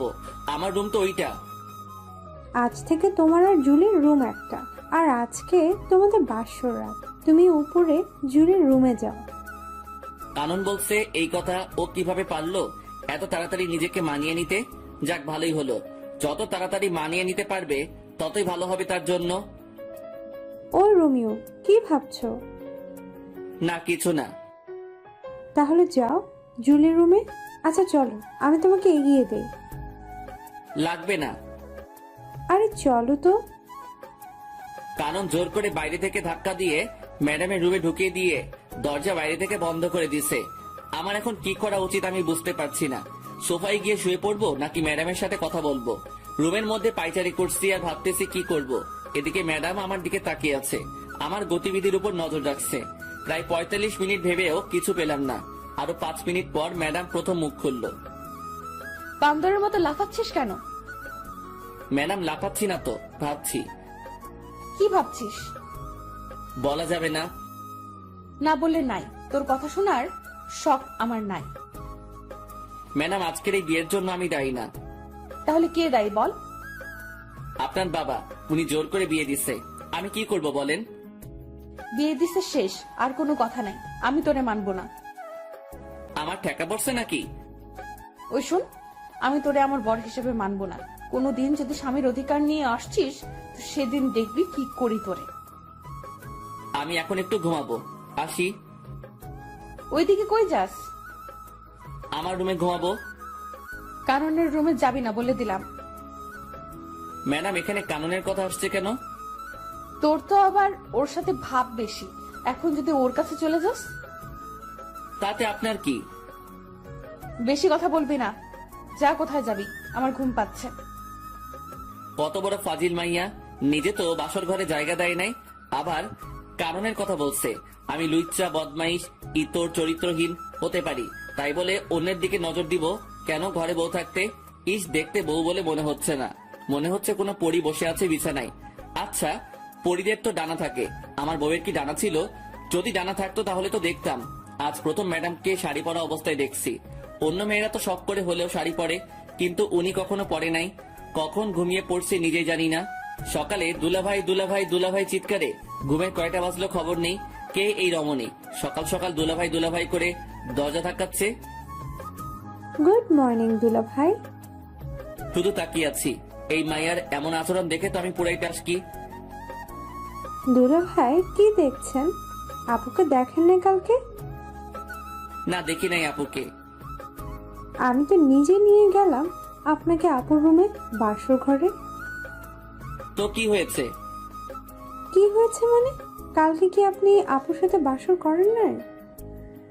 কে বলছে করি নাই? করছি তো। তাহলে আপনি এখানে কেন? আপনার আপু বলছে সকাল 10টায় উঠবে। আমি যদি ওখানে থাকি তাহলে আপনি ডিস্টার্ব করলে ঘুমাতে পারবে না, তাই আমারে সকাল সকাল এখানে পাঠিয়ে দিল। দুলা ভাই, আপু কি দিল কালকে রাতে? যা দিল তা তো বলা যাবে না। ভাই বলেন না, আমি ছাড়া তো কেউ জানবে না। আপনাকে বলবো কেন কালকে রাতের কাহিনী? ভাইয়া বলেন না প্লিজ। বলবো। বলেন। আমার লজ্জা করছে। ইস, মেয়েদের মতো লজ্জা পাওয়ার কিচ্ছু হয়নি, বলেন। বলবো। আরে বাবা বলেন না। বাস। কি? কালকে রাতে আপনার আপু আমারে বাস দিছে। এই কথাটা আরো আগে বলে দিলে কি হতো? আগে না বলি আর পরে বলছি, কথা তো বলছি নাকি? তা কেমন বাস দিল? লম্বা, তৈল মাখানো লম্বা লম্বা বাস দিল। ভালো করছে। এখন উঠে আসুন। আর জিম করতে যেতে হবে না, বিয়ে তো হয়ে গেছে, কেউ পড়বে না। কি মেয়ে রে বাবা, জানি মেয়েটি ফাজিল, তবে এতটা যে ফাজিল সেটা জানতাম না। কথা বাড়িয়ে লাভ নেই, খেয়ে আসি। রমিও বাবা, তোমাকে একটা কথা বলি, আমার মেয়েটিকে কেউ কোনোদিন কোনো কিছু জোর করে করাতে পারেনি। ওর যা ভালো লাগে ও তাই করে। আমি জানি না ও এই বিয়েটা মেনে নিয়েছে কিনা, তবে তুমি এতদিন যেভাবে ওর পাশে ছিলে সারা জীবন সেভাবে থাকবে। আঙ্কেল আপনি চিন্তা করবেন না, আমি আছি তো। আমি বিকেলে ফ্লাইটে চলে যাচ্ছি, আর বিকেলে তোমরা ঢাকা দিকে রওনা হবে। কেন আঙ্কেল? আমার একটা বাড়ি আছে ওখানে, সেখানে তোমরা দুজনে থাকবে আজ থেকে। কিন্তু কোনো কিন্তু না, যেটা বলছি সেটা করবে। আচ্ছা ঠিক আছে। বিকেলে আঙ্কেলকে বিদায় দিয়ে আমরাও ঢাকার দিকে রওনা হলাম। কি ব্যাপার, ম্যাডাম এত শান্ত হয়ে আছে কেন? এমন শান্ত থাকতে তো ম্যাডামকে আগে কোনোদিন দেখিনি। তবে কি আমার উপর আজকে কোনো ঝড় আসতে চলেছে? গাড়িতে উঠে ড্রাইভারের পাশে সিটে গিয়ে বসে পড়লাম, আর ম্যাডাম পিছনে গিয়ে বসলো। আঙ্কেলকে বারবার বারণ করার পরও ড্রাইভার দিয়ে দিল সাথে। 9 ঘন্টা পর আমরা ঢাকার বাড়িতে পৌঁছালাম। রাত 12টায় গিয়ে বাসায় ঢুকলাম। বাড়িতে কেউ না থাকলে যা হয় আর কি, সব জায়গায় ময়লা জমে আছে, কেমন যেন একটা গন্ধ আছে। আমি চারপাশে তাকিয়ে তাকিয়ে দেখছি, আর ম্যাডাম আমার দিকে চোখ বড় বড় করে তাকিয়ে আছে। ওই তাকিয়ে তাকিয়ে কি দেখছিস? অনেক ক্লান্ত লাগছে, আমি ঘুমাবো। কে বারণ করছে আপনাকে ঘুমাতে? গিয়ে ঘুমিয়ে পড়েন। ঘুমিয়ে পড়বো মানে কি? আমি কি না খেয়ে ঘুমাবো নাকি? তো খেতে বারণ করছে কে? খাবার পাবো কোথায় আমি? তুই গিয়ে নিয়ে আয়। কোনটা করবেন সেটা বলেন। আগে খাবেন নাকি ঘুমাবেন? দুইটা করব। আগে কোনটা করবেন? খাবো। কি খাবেন? বিরিয়ানি খাবো। সাথে আর কিছু লাগবে? একটা প্রাণাত নিয়ে আসবি। টাকা দেন। এই তোর লজ্জা করে না আমার কাছে টাকা চাইতে? লজ্জা করবে কেন? টাকা তো আমি রাখছি আপনার ব্যাগে। কি? আপনি ব্যাগ খুলে দেখেন। কখন রাখছিস? রাখছি বলা যাবে না, এখন টাকা দেন, না হলে পরে কিছুই পাবো না। এই নে। 200 টাকা দিয়ে কি পাবো ম্যাডাম? কি পাবি তুই বল? 2টা বিরিয়ানি প্যাকেট পাবো, আর একটা প্রাণাপ পাবো। ঠিক আছে, তো আর কি? আর কি মানে? সকালে নাস্তা যে করবেন, আটা ময়দা কিছু তো একটা লাগবে। বেশি কথা বলবি না। সকালেও বাইরে থেকে নিয়ে আসবি। এখন তাড়াতাড়ি যা। যাচ্ছি। এই দাঁড়া। আবার কি? আমি কি দাঁড়িয়ে থাকবো? বস থেকে বাধা দিল আপনাকে? আমি কি এই ময়লায় বসবো নাকি? পরিষ্কার করে দিয়ে তারপর যাবি। পারবো না। আপনি ঘুমাবেন, আপনি করেন। মাথা গরম করাবি না বলে দিলাম। মাথা গরম হলে তো ভালো। কেন? চায়ের জন্য পানি গরম করব। তোরে খাইছি, দাঁড়া। কে শুনে কার কথা? মায়ের খেতে না চাইলে দৌড়া রোমিও। খাবার নিয়ে বের হয়ে ল্যাম্প পোস্টের আলোয় চুপচাপ হাঁটছি আর ভাবছি, কি থেকে কি হয়ে গেল। ছিলাম বডিগার্ড, আর এখন বড় হয়ে গেলাম। তাও আবার যে সে বড় না, বডিগার্ড থেকে বড়। বডিগার্ড বড় হয়ে গেলাম। কি কপাল আমার! কয়জনের ভাগ্যে এমনটা হয়? ভাবতে ভাবতে বাসায় পৌঁছালাম। কলিং বাজানোর সাথে সাথে দরজা খুলে দিল ম্যাডাম। আই বান্দর, তুই এতক্ষণ কি করছিলি বাইরে? খাবার আনতে গেছি। এতক্ষণ লাগে? সময় লাগবে না নাকি? তাই বলে এতক্ষণ লেট করবি?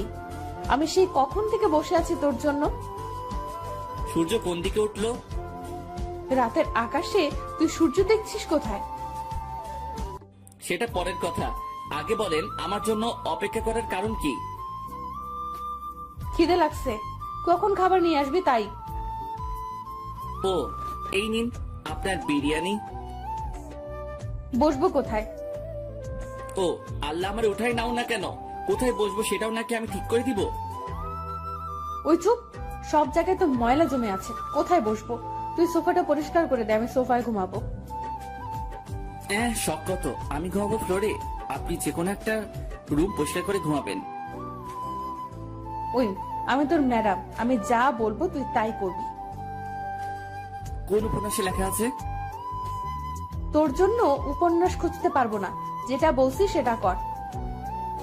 ঠিক আছে ম্যাডাম, আপনি খেয়ে নিন।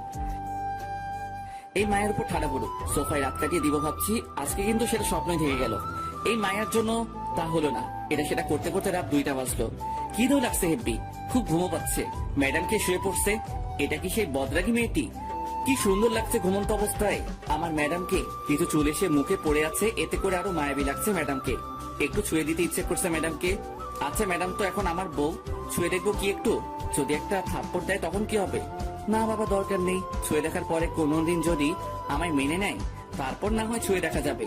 খেয়ে শুয়ে পড়লাম ফ্লোরে, সেই একটা ঘুম হলো। কিন্তু সকালে শান্তিতে ঘুমাতে পারলাম না, 2টায় ঘুমাইছি।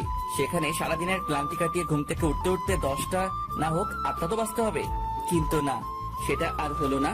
সকাল সকাল ম্যাডামের চিল্লানিতে ঘুম ভাঙলো। ম্যাডাম সকাল সকাল এত চিল্লানি শুরু করে দিলেন কেন?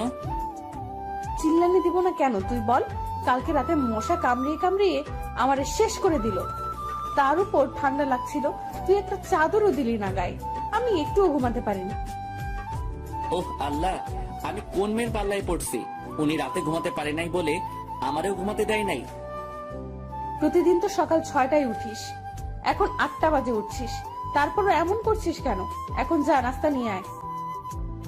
হ্যাঁ, আমি যে সকাল 6টায় উঠি তা আপনি জানলেন কি করে? তার মানে আপনি আমায় প্রতিদিন লুকিয়ে লুকিয়ে দেখছেন? তোরে দেখতে যাব কেন? তুই কে? নাস্তা নিয়ে আয়, খিদে লাগছে। যাচ্ছি। নাস্তা শেষ করে কাজ নিয়ে ব্যস্ত হয়ে পড়লাম। এত বড় বাড়ি পুরোটা আর 2জন মানুষকে নিয়ে পরিষ্কার করলাম। ম্যাডাম বসে বসে দেখছে আর চিপস খাচ্ছে। এই মাইয়া পারেও বটে, সারাদিন চিপসকে কাটিয়ে দিল। কয়টা খাইছে হিসাব নাই।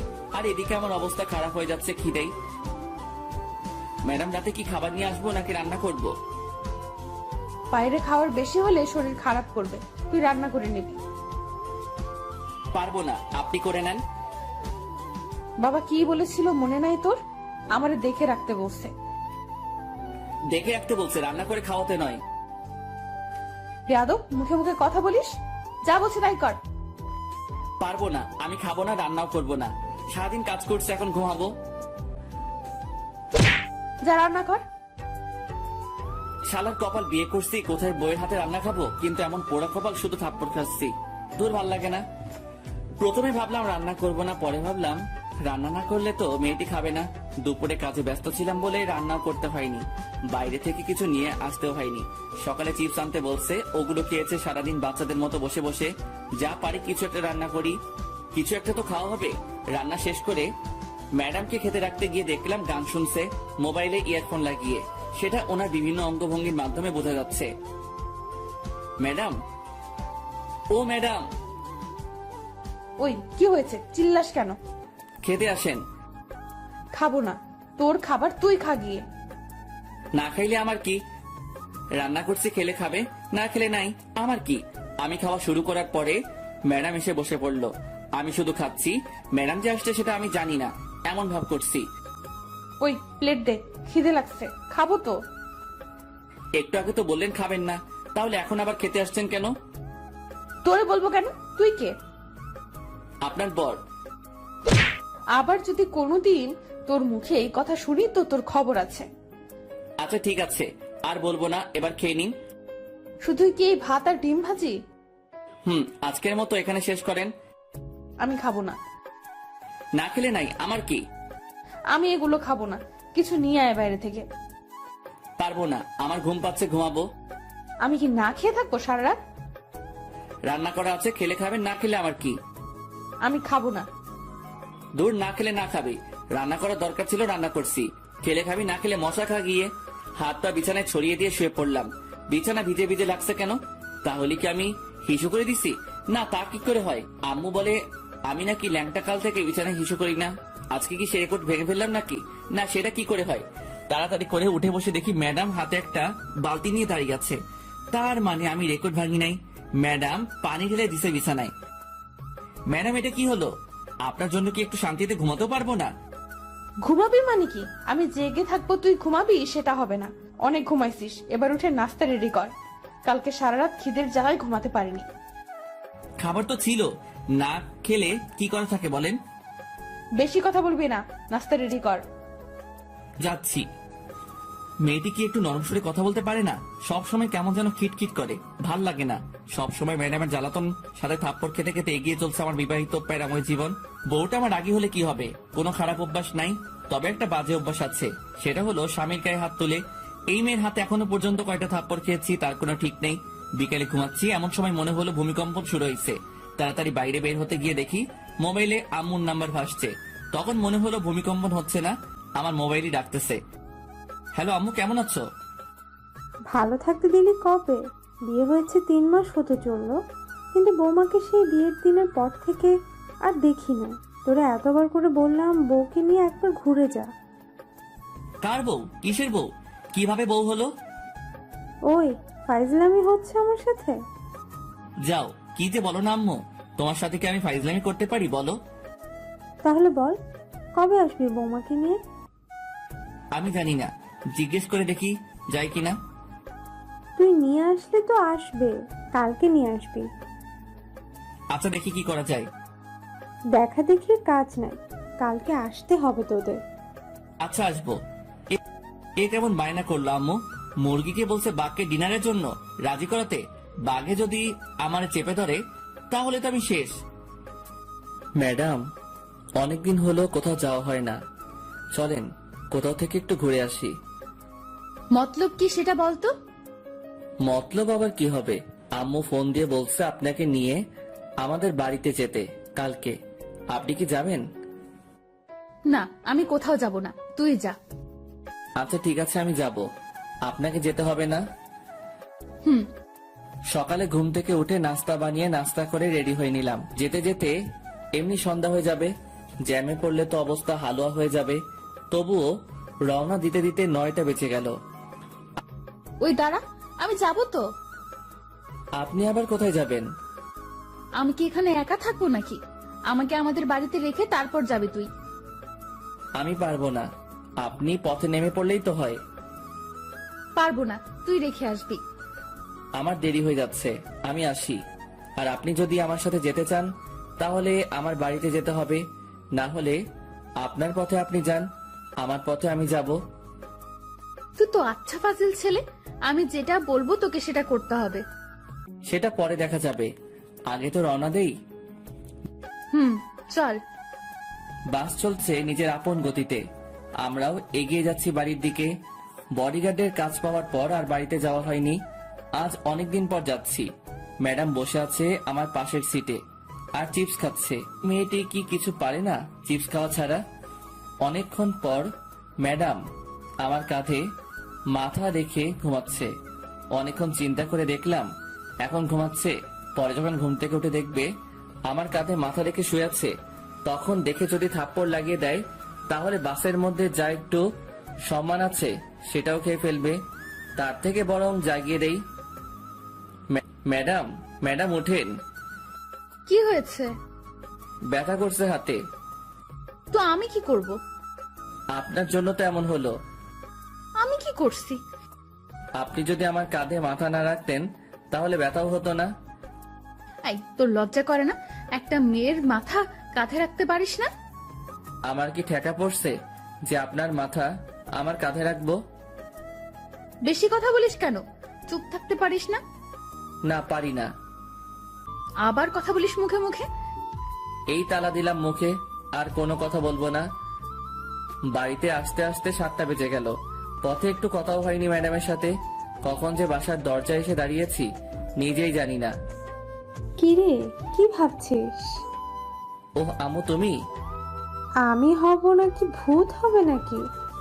না, তেমনটা না। তো আমার বৌমাকে নিয়ে আসছিস তো? তোমার বৌমা কোথায় পাবো? পিছনে দাঁড়িয়ে আছে যে, ওটা কে? ভূত মনে হয়, তাকিয়ে দেখো। কি, তুই আমার বৌমাকে ভূত বললি? তোর আজকে খাওয়া বন্ধ। খাওয়ার এত শখ নাই, তুমি তোমার বৌমাকে নিয়ে খাওয়াও। আসো মা, ভিতরে আসো। এটা কি হলো? ম্যাডাম তো চলে এলো। মাইয়া জাতি বড় অদ্ভুত জাতি। সকালে কত ভেজাল করলো এই মাইয়া এখানে আসবে না বলে, আর এখন কত সহজে আম্মুর সাথে হাসি খুশি চললো। মনে হচ্ছে না মেয়েটি রাগী বদমেজাজি। রোমিও, খেতে আয়। খাবো না, তুমি খাও তোমার বৌমাকে নিয়ে। রোমিও, আয় বাবা, অনেকদিন হলো একসাথে বসে খাওয়া হয়নি। না না, খাবো না, তোমাদের বৌমা আসছে, ওরে নিয়ে খাও। ওই, বেশি বাড়াবাড়ি করবি তো খাওয়ার পাবি না। এই না, তা কি করে হয় আম্মু? তা যদি না হয় তাহলে খেতে আয়। আসছি, হাফ মিনিট দাঁড়াও। দাঁড়ানোর সময় নাই, এই তো আসছি। বসে পড়। এত আয়োজন কখন করলে আম্মু? আমার বৌমা আসবে আর আমি কিছুই রান্না করব না নাকি? আমার জন্য তো কোনোদিন এত কিছু করনি, আজ বৌমা আসছে বলে এত কিছু? আবার যদি শুনি আমার বৌমাকে নিয়ে কোনো কথা বলিস তাহলে তোর কপালে কিছুই জুটবে না। এবার বল কি করবি? কিছুই বলবো না আর, এই চুপ করলাম। বাপরে বাপ, এ কেমন বিচার! আম্মু দেখছি ম্যাডামের দিকে ঝুঁকে পড়ছে। এই মায়া কি কোনো জাদু জানে নাকি? যদি এমন জাদু আমি জানতাম তাহলে কবে ম্যাডামকে থুক্কু বউকে পটিয়ে নিতাম। খাওয়া শেষ করে বাইরে গিয়ে একটু ঘোরাঘুরি করে বাসায় এসে ফ্রেশ হয়ে আমার রুমে ঘুমাতে গেলাম। রুমে ঢুকে দেখি ম্যাডাম বসে আছে বিছানায়। অনেক ক্লান্ত লাগছে, তাই কোনো কথা না বলে বালিশ নিয়ে নিচে শুয়ে পড়লাম। চোখ বন্ধ করার সাথে সাথে বুকের উপর ভারী ভারী লাগছে, সাথে গলা চেপে ধরছে মনে হলো কেউ। চোখ খুলে দেখি ম্যাডাম। আরে আরে, কি করছেন? ছাড়ুন বলছি। ছাড়বো না। কি বলা হচ্ছে শুনি? কি বলছি? মনে করে দেখ কি বলছিস। মনে পড়ছে না, মরে যাব তো। ছাড়ুন বলছি, ছাড়ুন। ছাড়বো না। কি বলছিস শুন? তোমার বৌমা আসছে, তোমার বৌমাকে নিয়ে খাওয়া। এই, আমি তোরে বলছি না আমার বাড়িতে রেখে আসতে? আমিও বলছিলাম পারবো না। ছাড়ুন না ম্যাডাম, মরে যাব তো। ছাড়বো না। মরে যা, মরে গেলে তো আমি বাঁচি। আমি তো মরবো না। তাহলে আমি তোরে নিজের হাতে খুন করব। পারলে করেন, কে বারণ করছে? মারবো মারবো, সুযোগটা আগে আসুক তারপর। 2 দিন বাড়িতে কাটানোর পর আবার ঢাকায় ফিরে এলাম।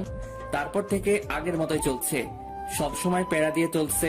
ম্যাডাম, থুক্কু, বউ।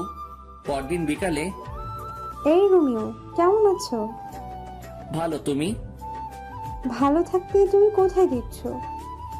আমি কি করছি? তোমায় যে ভালোবেসে ফেলেছি। ম্যাডাম জানে এটা? পাগল নাকি? তোমার ম্যাডাম জানতে পারলে তো আমাকে মেরে ফেলবে। ওই দিন যা করলো তোমার কথা জিজ্ঞেস করাতে। তাহলে এখন আবার কথা বলছো কেন? তুমিও মরবা, সাথে আমারও মারবা? আচ্ছা, তোমার বউ তো তোমাকে ভালোবাসে না, তাহলে ওকে ডিভোর্স দিয়ে দাও। যাও যাও, তুমি গিয়ে ম্যাডামকে বলে আসো আমাকে যেন ডিভোর্স দিয়ে দেয়। আচ্ছা বলবো, তবে ডিভোর্স দিয়ে দিলে আমাকে গলায় ঝুলিয়ে নিতে হবে। যদি ডিভোর্স করাতে পারো তবে। ওকে, আমি রাজি। তবে ম্যাডাম যদি আমারে কিছু বলে তাহলে আমি সব বলে দিব। তোমাকে বলতে হবে না, আমি বিকালে তোমাদের বাসায় এসে জানাবো। যদি মার খেতে না চাও তাহলে বাসায় থাকো, আর যদি মায়ের খাবার শখ থাকে তাহলে বিকেলে এসো। আসবো আসবো। কি মেরে বাবা, মরার ভয় নেই নাকি? ও আসবে আমার আর ম্যাডামে ডিভোর্স করাতে? আমার তো লুঙ্গি ড্যান্স দিতে ইচ্ছে করছে। বিকেল এসো, চা নাস্তার বদলে মায়ের খেয়ে যেও। ইদানিং ম্যাডাম আমাকে যেভাবে প্রতিদিন পিটায় কোনো কারণ ছাড়া, আর উনি আসবে ডিভোর্স নিয়ে কথা বলতে। ওহ, ওই মায়ের তো পরিচয় দেওয়া হয়নি। উনি হলো আমাদের বাড়ির থুক্কু, আমার শ্বশুর বাড়ির পাশের বাসার একটি মেয়ে। এখানে আসার পর থেকে আমার পিছনে পড়ে আছে। ওর নাম তো বলা হয়েছে, তবুও বলি, ও ইভা। পড়ালেখা শেষ করে বসে আছে, থুক্কু বসে নাই, আমার পিছনে পড়ে আছে। আজকাল ঘুমালাম না, 4টার সময় বের হয়ে গেলাম বাসা থেকে। বাসায় থাকলে আজকে আমার উপরে দিয়ে শনি রবি সোম মঙ্গল সব চলবে। 9টার দিকে বাসায় ঢুকলাম, ঢুকে সোজা রান্নাঘরের দিকে দিলাম দৌড়। খুব খিদে লাগছে, খাবার গরম করতে হবে। ম্যাডাম ঠান্ডা খাবার খেতে পারে না, আর আমি ঠান্ডা ছাড়া খেতে পারি না। রাতে একসাথে খেয়ে শুয়ে পড়লাম। আমার রুমে গিয়ে, ম্যাডাম থাকে অন্য রুমে। একটু পরে ম্যাডাম ঢুকলো আমার রুমে হাতে একটা লাঠি নিয়ে। এদিকে ভয়ে আমি কাঠ হয়ে যাচ্ছি। আয় এদিকে আয়। কেন ম্যাডাম? কাজ আছে, আয়। কি কাজ তাড়াতাড়ি বলেন, আমি ঘুমাবো। তোর ঘুম পাড়াচ্ছি, দাঁড়া। আরে আরে ম্যাডাম, আমাকে মারছেন কেন? আমি কি করছি? তুই পাশের বাসার রিভা পেতনিকে কি বলছিস? বিশ্বাস করেন ম্যাডাম, আমি কিছু বলি নাই। তাহলে ও কি আমার বোকা বানাইছে? হতে পারে। তার মানে তুই বলতে চাচ্ছিস আমি বোকা? সেটা কখন বললাম? তাহলে কি বলছিস? কিছু বলি নাই। আবার মিথ্যা কথা বলছিস? তোরে তো আজকে শেষ করে দিব। আমি কিছু করি নাই তো ম্যাডাম, সব দোষ ওই ইভার। ইভা, তুই ওরে বলিস নাই আমার ডিভোর্স দিয়ে ওরে বিয়ে করবি? বলিস নাই? ম্যাডাম আমি এটা বলি নাই, ও আপনাকে মিথ্যা বলছে। তুই বলছিস, আমি লুকিয়ে লুকিয়ে সব শুনছি। কি? আপনি এমন কেন ম্যাডাম? লুকিয়ে লুকিয়ে অন্যের কথা শুনছেন, এটা ঠিক না। তুই আমারে কোনটা ঠিক আর কোনটা ঠিক না সেটা শিখাইতে আসবি না, আমি সব জানি। জানলে ভালো। এখন আমি ঘুমাবো, অনেক মাইর খাইছি। কি? তুই ঘুমাবি? হুম। তোরে আমি ঘুমাতে দিব না। তোর কাজ হলো আজকে সারা রাত আমাকে পাহারা দেওয়া। পারবো না। না পারলে আবার শুরু করব, তখন বুঝবি। আবার শুরু করার দরকার নেই, আমি রাজি। চল। হুম। বাইরে না, রুমের ভেতর এসে পাহারা দিবি। ভিতরে কেন? বাইরে থেকে দিলে কি হবে? যেটা বলছি সেটা কর। হুম। ঘুমে মাথাটা কেমন করছে, আর এই মাইয়া দাঁত বের করে হাসছে। ইচ্ছে করছে ঘুষি মেরে দাঁত ভেঙে দেই। দেখ দেখ, দাঁত কেলাচ্ছে আবার। এ ম্যাডাম, এই চিল্লাচ্ছিস কেন? আমি ঘুমাবো। তোরে ঘুমাতে দিচ্ছে কে? এটা তোর শাস্তি। আমি কি অপরাধ করছি? তুই ইভার সাথে কথা বলছিস, সাথে ওরে পাঠাইছিস ও যেন আমাকে বলে আমি যেন তোকে ডিভোর্স দিয়ে দিই। কি? ও আমাকে বলছে তোমার বউ তো তোমাকে ভালোবাসে না, আমি তোমাদের ডিভোর্স করিয়ে দিব। আবার এটাও বলছে যে ও যদি ডিভোর্স করিয়ে দিতে পারে তাহলে আমি যেন ওকে গলায় ঝুলিয়ে নেই। কি? এটা বলছে তোরে? আর তুইও রাজি হয়ে গেছিস? রাজি হয়নি তো, শুধু বলছি পারলে ডিভোর্স করাও। তবে রে হারামি, আজ তোর একদিন কি আমার যতদিন লাগে লাগুক, তোর শেষ করে ফেলবো। চিচি, বরকে কেউ এভাবে মারে? এত শক্তি আসলো কিভাবে? উফ, কি ব্যথা! এত মেরেও যদি ঘুমাতে দিত তাহলে ভালো হতো, কিন্তু মহারানী সেটা করলো না। উল্টা সারা রাত নিজেও ঘুমায়নি, আমাকেও ঘুমাতে দেয় নাই।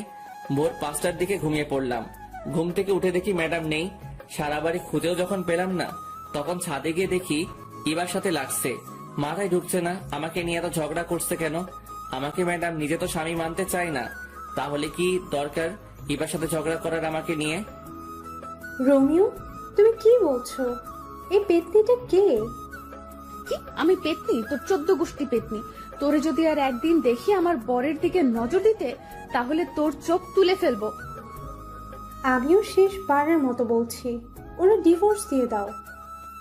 আমি কেন আমার বরকে ডিভোর্স দিব? কারণ আমি রোমিওকে ভালোবাসি। তোর ভালোবাসা বের করছি, দাঁড়া। এখনো সময় আছে, ওর পিছু ছেড়ে দে। এবার কি হচ্ছে এসব? তুমি কেন আমাদের ডিভোর্স করতে চাচ্ছ? আমি কি কোনোদিন বলছি তোমাকে ভালোবাসি? শুধু শুধু কেন অশান্তি করছো? ডিভোর্স দেওয়া না দেওয়া সেটা আমাদের দুজনের ব্যাপার। আশা করি আমাদের মাঝে তুমি ঢুকতে আসবে না। আর তুই এখানে কেন এসেছিস? চল ভেতরে চল, তো ব্যবস্থা করছি। টেনে ভিতরে নিয়ে গেল। রুমে ঢুকিয়ে দরজা বন্ধ করে দিল বাইরে থেকে। খিদের জ্বালায় বাঁচি না। ম্যাডাম ছেড়ে দিন না আমাকে, নাস্তা রেডি করবো, খিদে লাগছে। ছাড়াছাড়ির কোনো কথা নাই, তুই আজ থেকে এই রুমে বন্ধ থাকবি। নাস্তা বানাবে কে? আমি বানাবো। রান্না করবে কে? আমি করব। ঝাড়ু দিবে কে? আমি দিব। কাপড় কাচবে কে? আমি। ইস, ঢং দেখে বাঁচি না। পারেন তো শুধু শার্ট প্যান্ট পরতে, আর আমারে ধোলাই করতে। কি কি বললি তুই? তোর খাওয়া বন্ধ আজ থেকে। ইয়াক থু, আপনি রান্না করতে পারেন নাকি যে আপনার রান্না খাবো? তোরে আমি মেরে ফেলবো। না মেরে ইভাকে দিয়ে দিন। আবার সেই ভাত? তোর মুখে কি আর কোনো নাম নেই? আছে তো। কে সে? আনন। তবে রে, তোর খাওয়া বন্ধ বলছি, বন্ধ। খাবো না। এসব কি হচ্ছে? কিছুই তো মাথা 16 জিবি মেমোরিতে ঢুকতেছে না। ম্যাডাম কি আমার উপর দুর্বল হয়ে পড়ছে? এটা কি করে সম্ভব? আমি কোথায় আর ম্যাডাম কোথায়? ম্যাডাম কি আমাকে ভালোবেসে ফেলেছে নাকি? যদি ভালো না বাসে তাহলে ইবার সাথে ঝগড়া কেন করছে আমাকে নিয়ে? তবে কি ম্যাডাম আমাকে ভালোবাসে? ম্যাডামের কোনো সারা শব্দ নেই। ম্যাডাম কি করছে দেখা দরকার, কিন্তু কিভাবে দেখবো? ম্যাডাম তো বাইরে থেকে দরজা বন্ধ করে দিছে। কি করা যায়? পাইছি, জানালা দিয়ে বের হব, কিন্তু কিভাবে? অবশেষে অনেক কষ্টের পর জানালা দিয়ে বের হয়ে ছাদে পৌঁছালাম। এবার দেখার পালা ম্যাডাম কি করে। চুপি চুপি এসে সোফার পিছনে লুকিয়ে পড়লাম। ম্যাডামকে কোথাও দেখছি না। একটু পরে দরজা খুলে বাসায় ঢুকলো হাতে কয়েকটা প্যাকেট নিয়ে। তারপর গিয়ে ফ্রেশ হয়ে এসে প্লেট নিয়ে আমাকে যে রুমে বন্ধ করে রাখছে সেই রুমে দরজায় গিয়ে বসে খাবার বের করছে। এইদিকে আমার অবস্থা খারাপ হয়ে যাচ্ছে খিদায়। চোখের সামনে গরম গরম বিরিয়ানি দেখে খিদের পরিমাণ আরো 3 গুণ বেড়ে গেল। 2টা প্লেটে বিরিয়ানি বেড়ে রাখছে। রোমিও, চুপ করে আছি। আয় রোমিও, খেতে আয়। এখনো চুপ। ওই আসবি নাকি মাইর খাবি? কোনো সারা শব্দ না পেয়ে রুমে ঢুকলো ম্যাডাম, আর আমি এই সুযোগে একটা প্লেট নিয়ে ডাইনিং টেবিলের নিচে বসে পড়লাম। ওইদিকে ম্যাডাম আমাকে খুঁজে খুঁজে হয়রান হয়ে যাচ্ছে। আমি খাবার তালে আছি।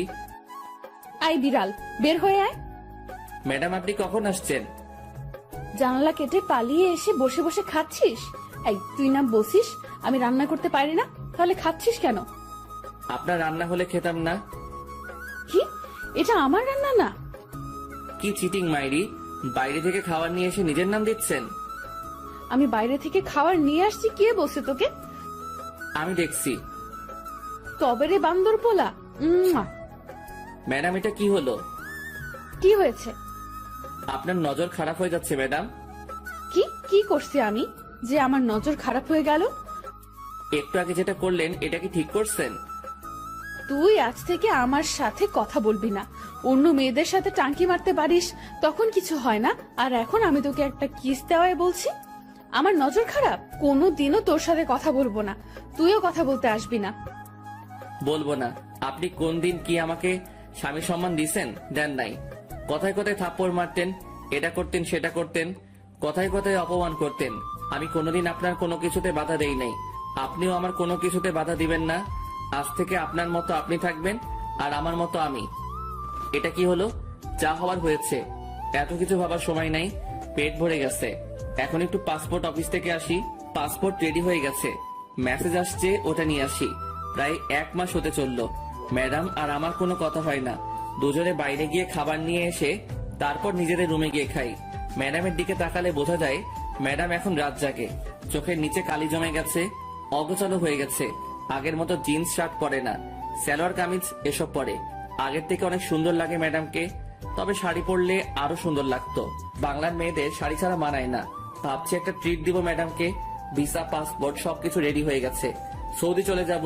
আমার বেস্ট ফ্রেন্ড ওখানে থাকে, ও সব ব্যবস্থা করছে। ম্যাডাম, কি? শপিং করতে যাবেন নাকি? যাব না। আর কিন্তু সুযোগ পাবেন না। আবার বলছি, শপিং করতে যাবেন? যাব, নিয়ে চল। চলুন। যাক, যেতে রাজি হয়েছে। দুজনে একসাথে বের হলাম। রিক্সার জন্য দাঁড়িয়ে আছি। এমন সময় দেখি ইভা আসছে। ইভা যদি কিছু বলে এখন, তাহলে আমার আর রক্ষা নাই। এই জান, শোনো না, রাতে ফোন দিলে ছাদে এসো, দুজনে একসাথে যাতে। যেখানে বাঘের ভয় সেখানে সন্ধ্যা হয়। কি দরকার ছিল এটা বলার? ফাজিল মাইয়া, লুচ্চা মাইয়া, কি মজা পাই বুঝি না এমন করে। ম্যাডাম, শপিং করতে যাবেন না? দাঁড়া, তোর শপিং বের করছি। তোর ইভাকে শপিং করিয়ে দে, যা। আজ থেকে তোর সাথে আমার কোনো সম্পর্ক নাই। তুই লুকিয়ে লুকিয়ে অন্য মেয়ের সাথে কথা বলিস। ম্যাডাম, আমার কোনো সম্পর্ক নাই কারোর সাথে। ইভা তো অনেক আগে থেকে আমার পিছনে লেগে আছে, সেটা আপনি জানেন। অবশ্যই তোর সাথে ওর সম্পর্ক আছে, না হলে তোরে জান বলে ডাকলো কেন?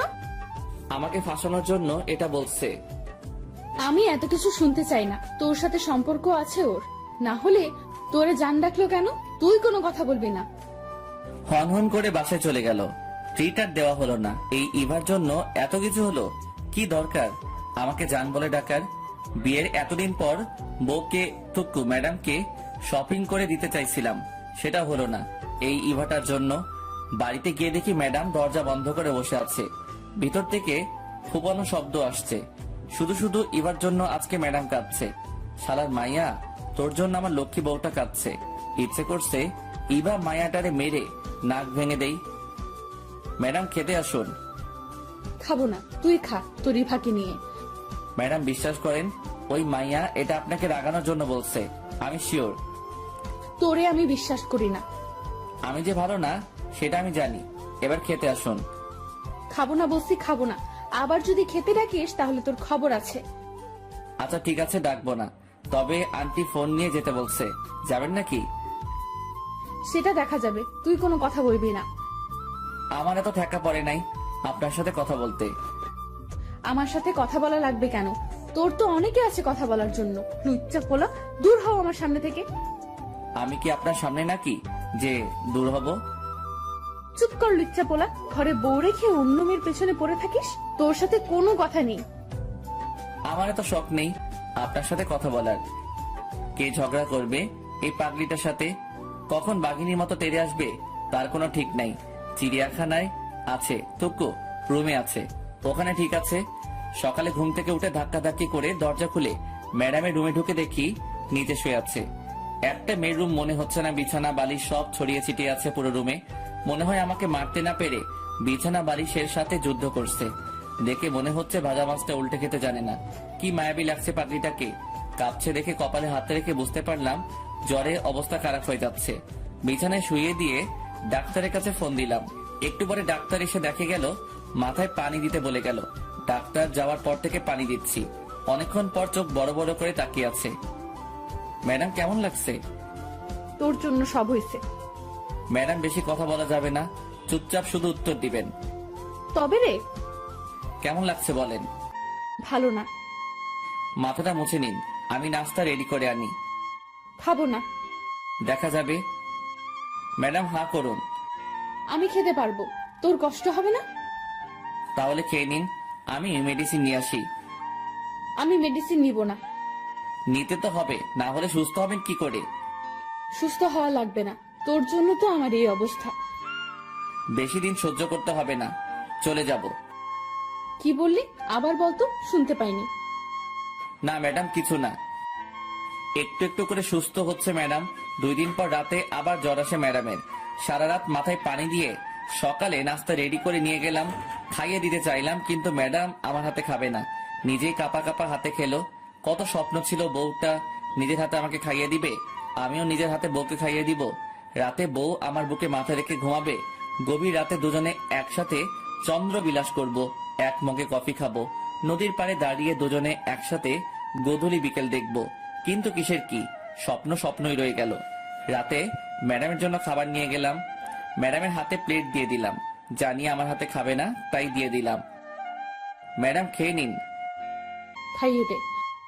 ম্যাডাম খেয়ে নিন তো, ঘুমাবো, ভাল লাগছে না। আমাকে খাইয়ে দে, না হলে খাবো না। খাইয়ে দিতে পারবো না, খেলে খাবেন, না খেলে উপোস থাকেন। তুই তো জানিস আমি উপোস থাকতে পারি না, খাইয়ে দে না। আমি পারবো না, তাছাড়া এখন তো আপনি অনেকটা সুস্থ, নিজের হাতে খেতে পারবেন। তাহলে তুই খাইয়ে দিবি না? না। তাহলে আমিও খাবো না। যখন খাইয়ে দিতে চাইছিলাম তখন তো খেতে চাওনি, এখন কেন খাইয়ে দিতে হবে? সেটা আমার ব্যাপার, তুই খাইয়ে দিবি কিনা বল। আচ্ছা বাবা ঠিক আছে, আমি খাইয়ে দিচ্ছি, হা করেন। এই তো লক্ষ্মী বর আমার। দরকার নেই আপনার বর হওয়ার। অন্য কারো হতে যা, তারপর দেখবি আমি কি করি। বকবক না করে খেয়ে নিন তো। খাচ্ছি তো।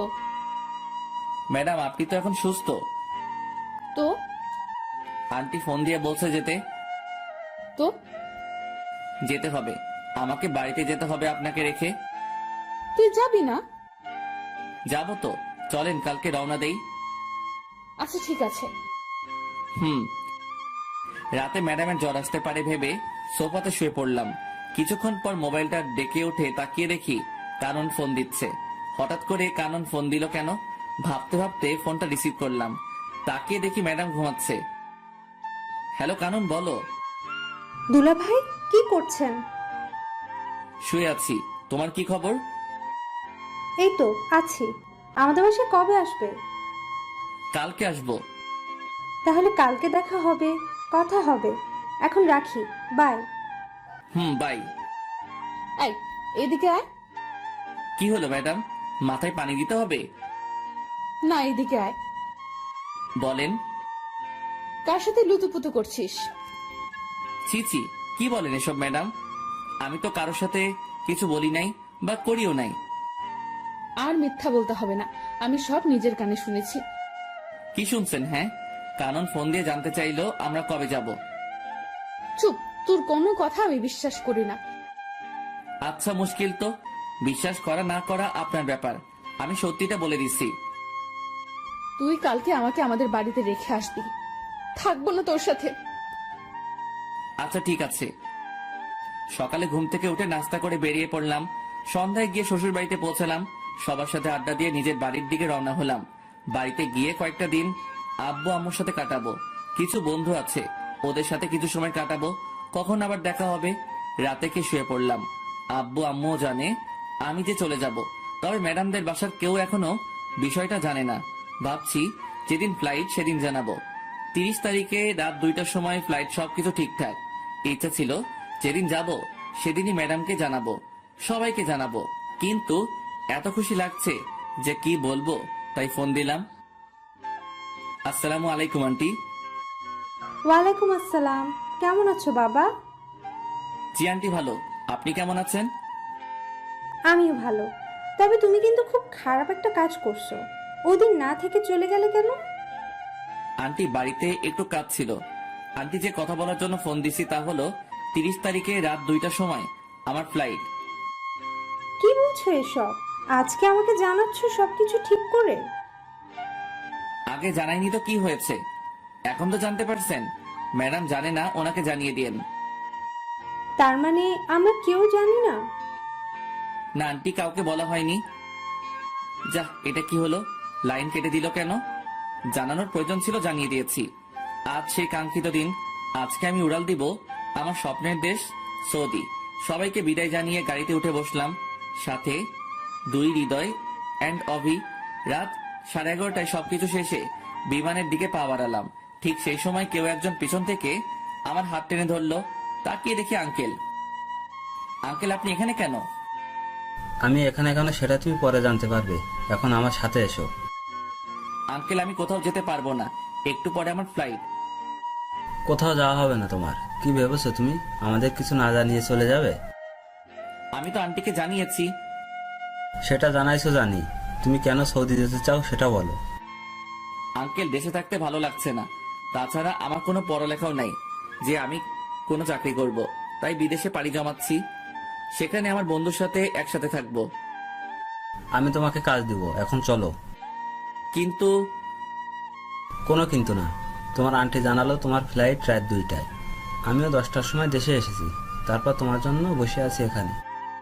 আমি তো কোন এয়ারপোর্ট দিয়ে যাবো সেটা বলিনি।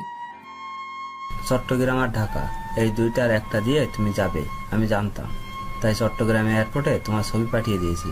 ওখান দিয়ে তুমি যেতে পারবে না, তোমাকে আটকাবে। আর এখানে আমি বসে আছি। তাহলে কি আমার যাওয়া হবে না? না, হবে না। এখন তুমি আমার সাথে বাসায় যাবে। কিন্তু কোনো কথা শুনতে চাই না। অবশেষে আমি আমার শ্বশুরের বাসায় ম্যাডামের রুমের সামনে দাঁড়িয়ে। এখানে আসার পর থেকে শুনছি ম্যাডাম রুম থেকে বের হচ্ছে না, খাচ্ছে না, শুধু কেঁদে যাচ্ছে আর বলছে রোমিওকে এনে দাও। কয়েকবার ডাকার পরও ম্যাডাম দরজা খুলছে না। তারপর আর কি, আমার দানবের মতো দেহটা দিয়ে ধাক্কা দিয়ে দরজা খুলে দেখি ম্যাডাম ফ্লোরে বসে আছে, চোখ দুটো লাল হয়ে আছে। ম্যাডাম আসবো তাকিয়ে আছে, কোনো কথা বলছে না। ম্যাডাম কথা বলবেন নাকি চলে যাব? আরে ম্যাডাম কাঁদছেন কেন? আমি তো কোথাও যাইনি। কি করে ভাবলি আমি তোকে যেতে দেব? আমার কথা একবারও মনে পড়েনি? বল, আমাকে একা রেখে কেন চলে গেলি? কোথায় গেলাম? যেতে তো চাইছিলি, বল কেন এমন করলি? তোরে ছাড়া আমি থাকতাম কি করে বল?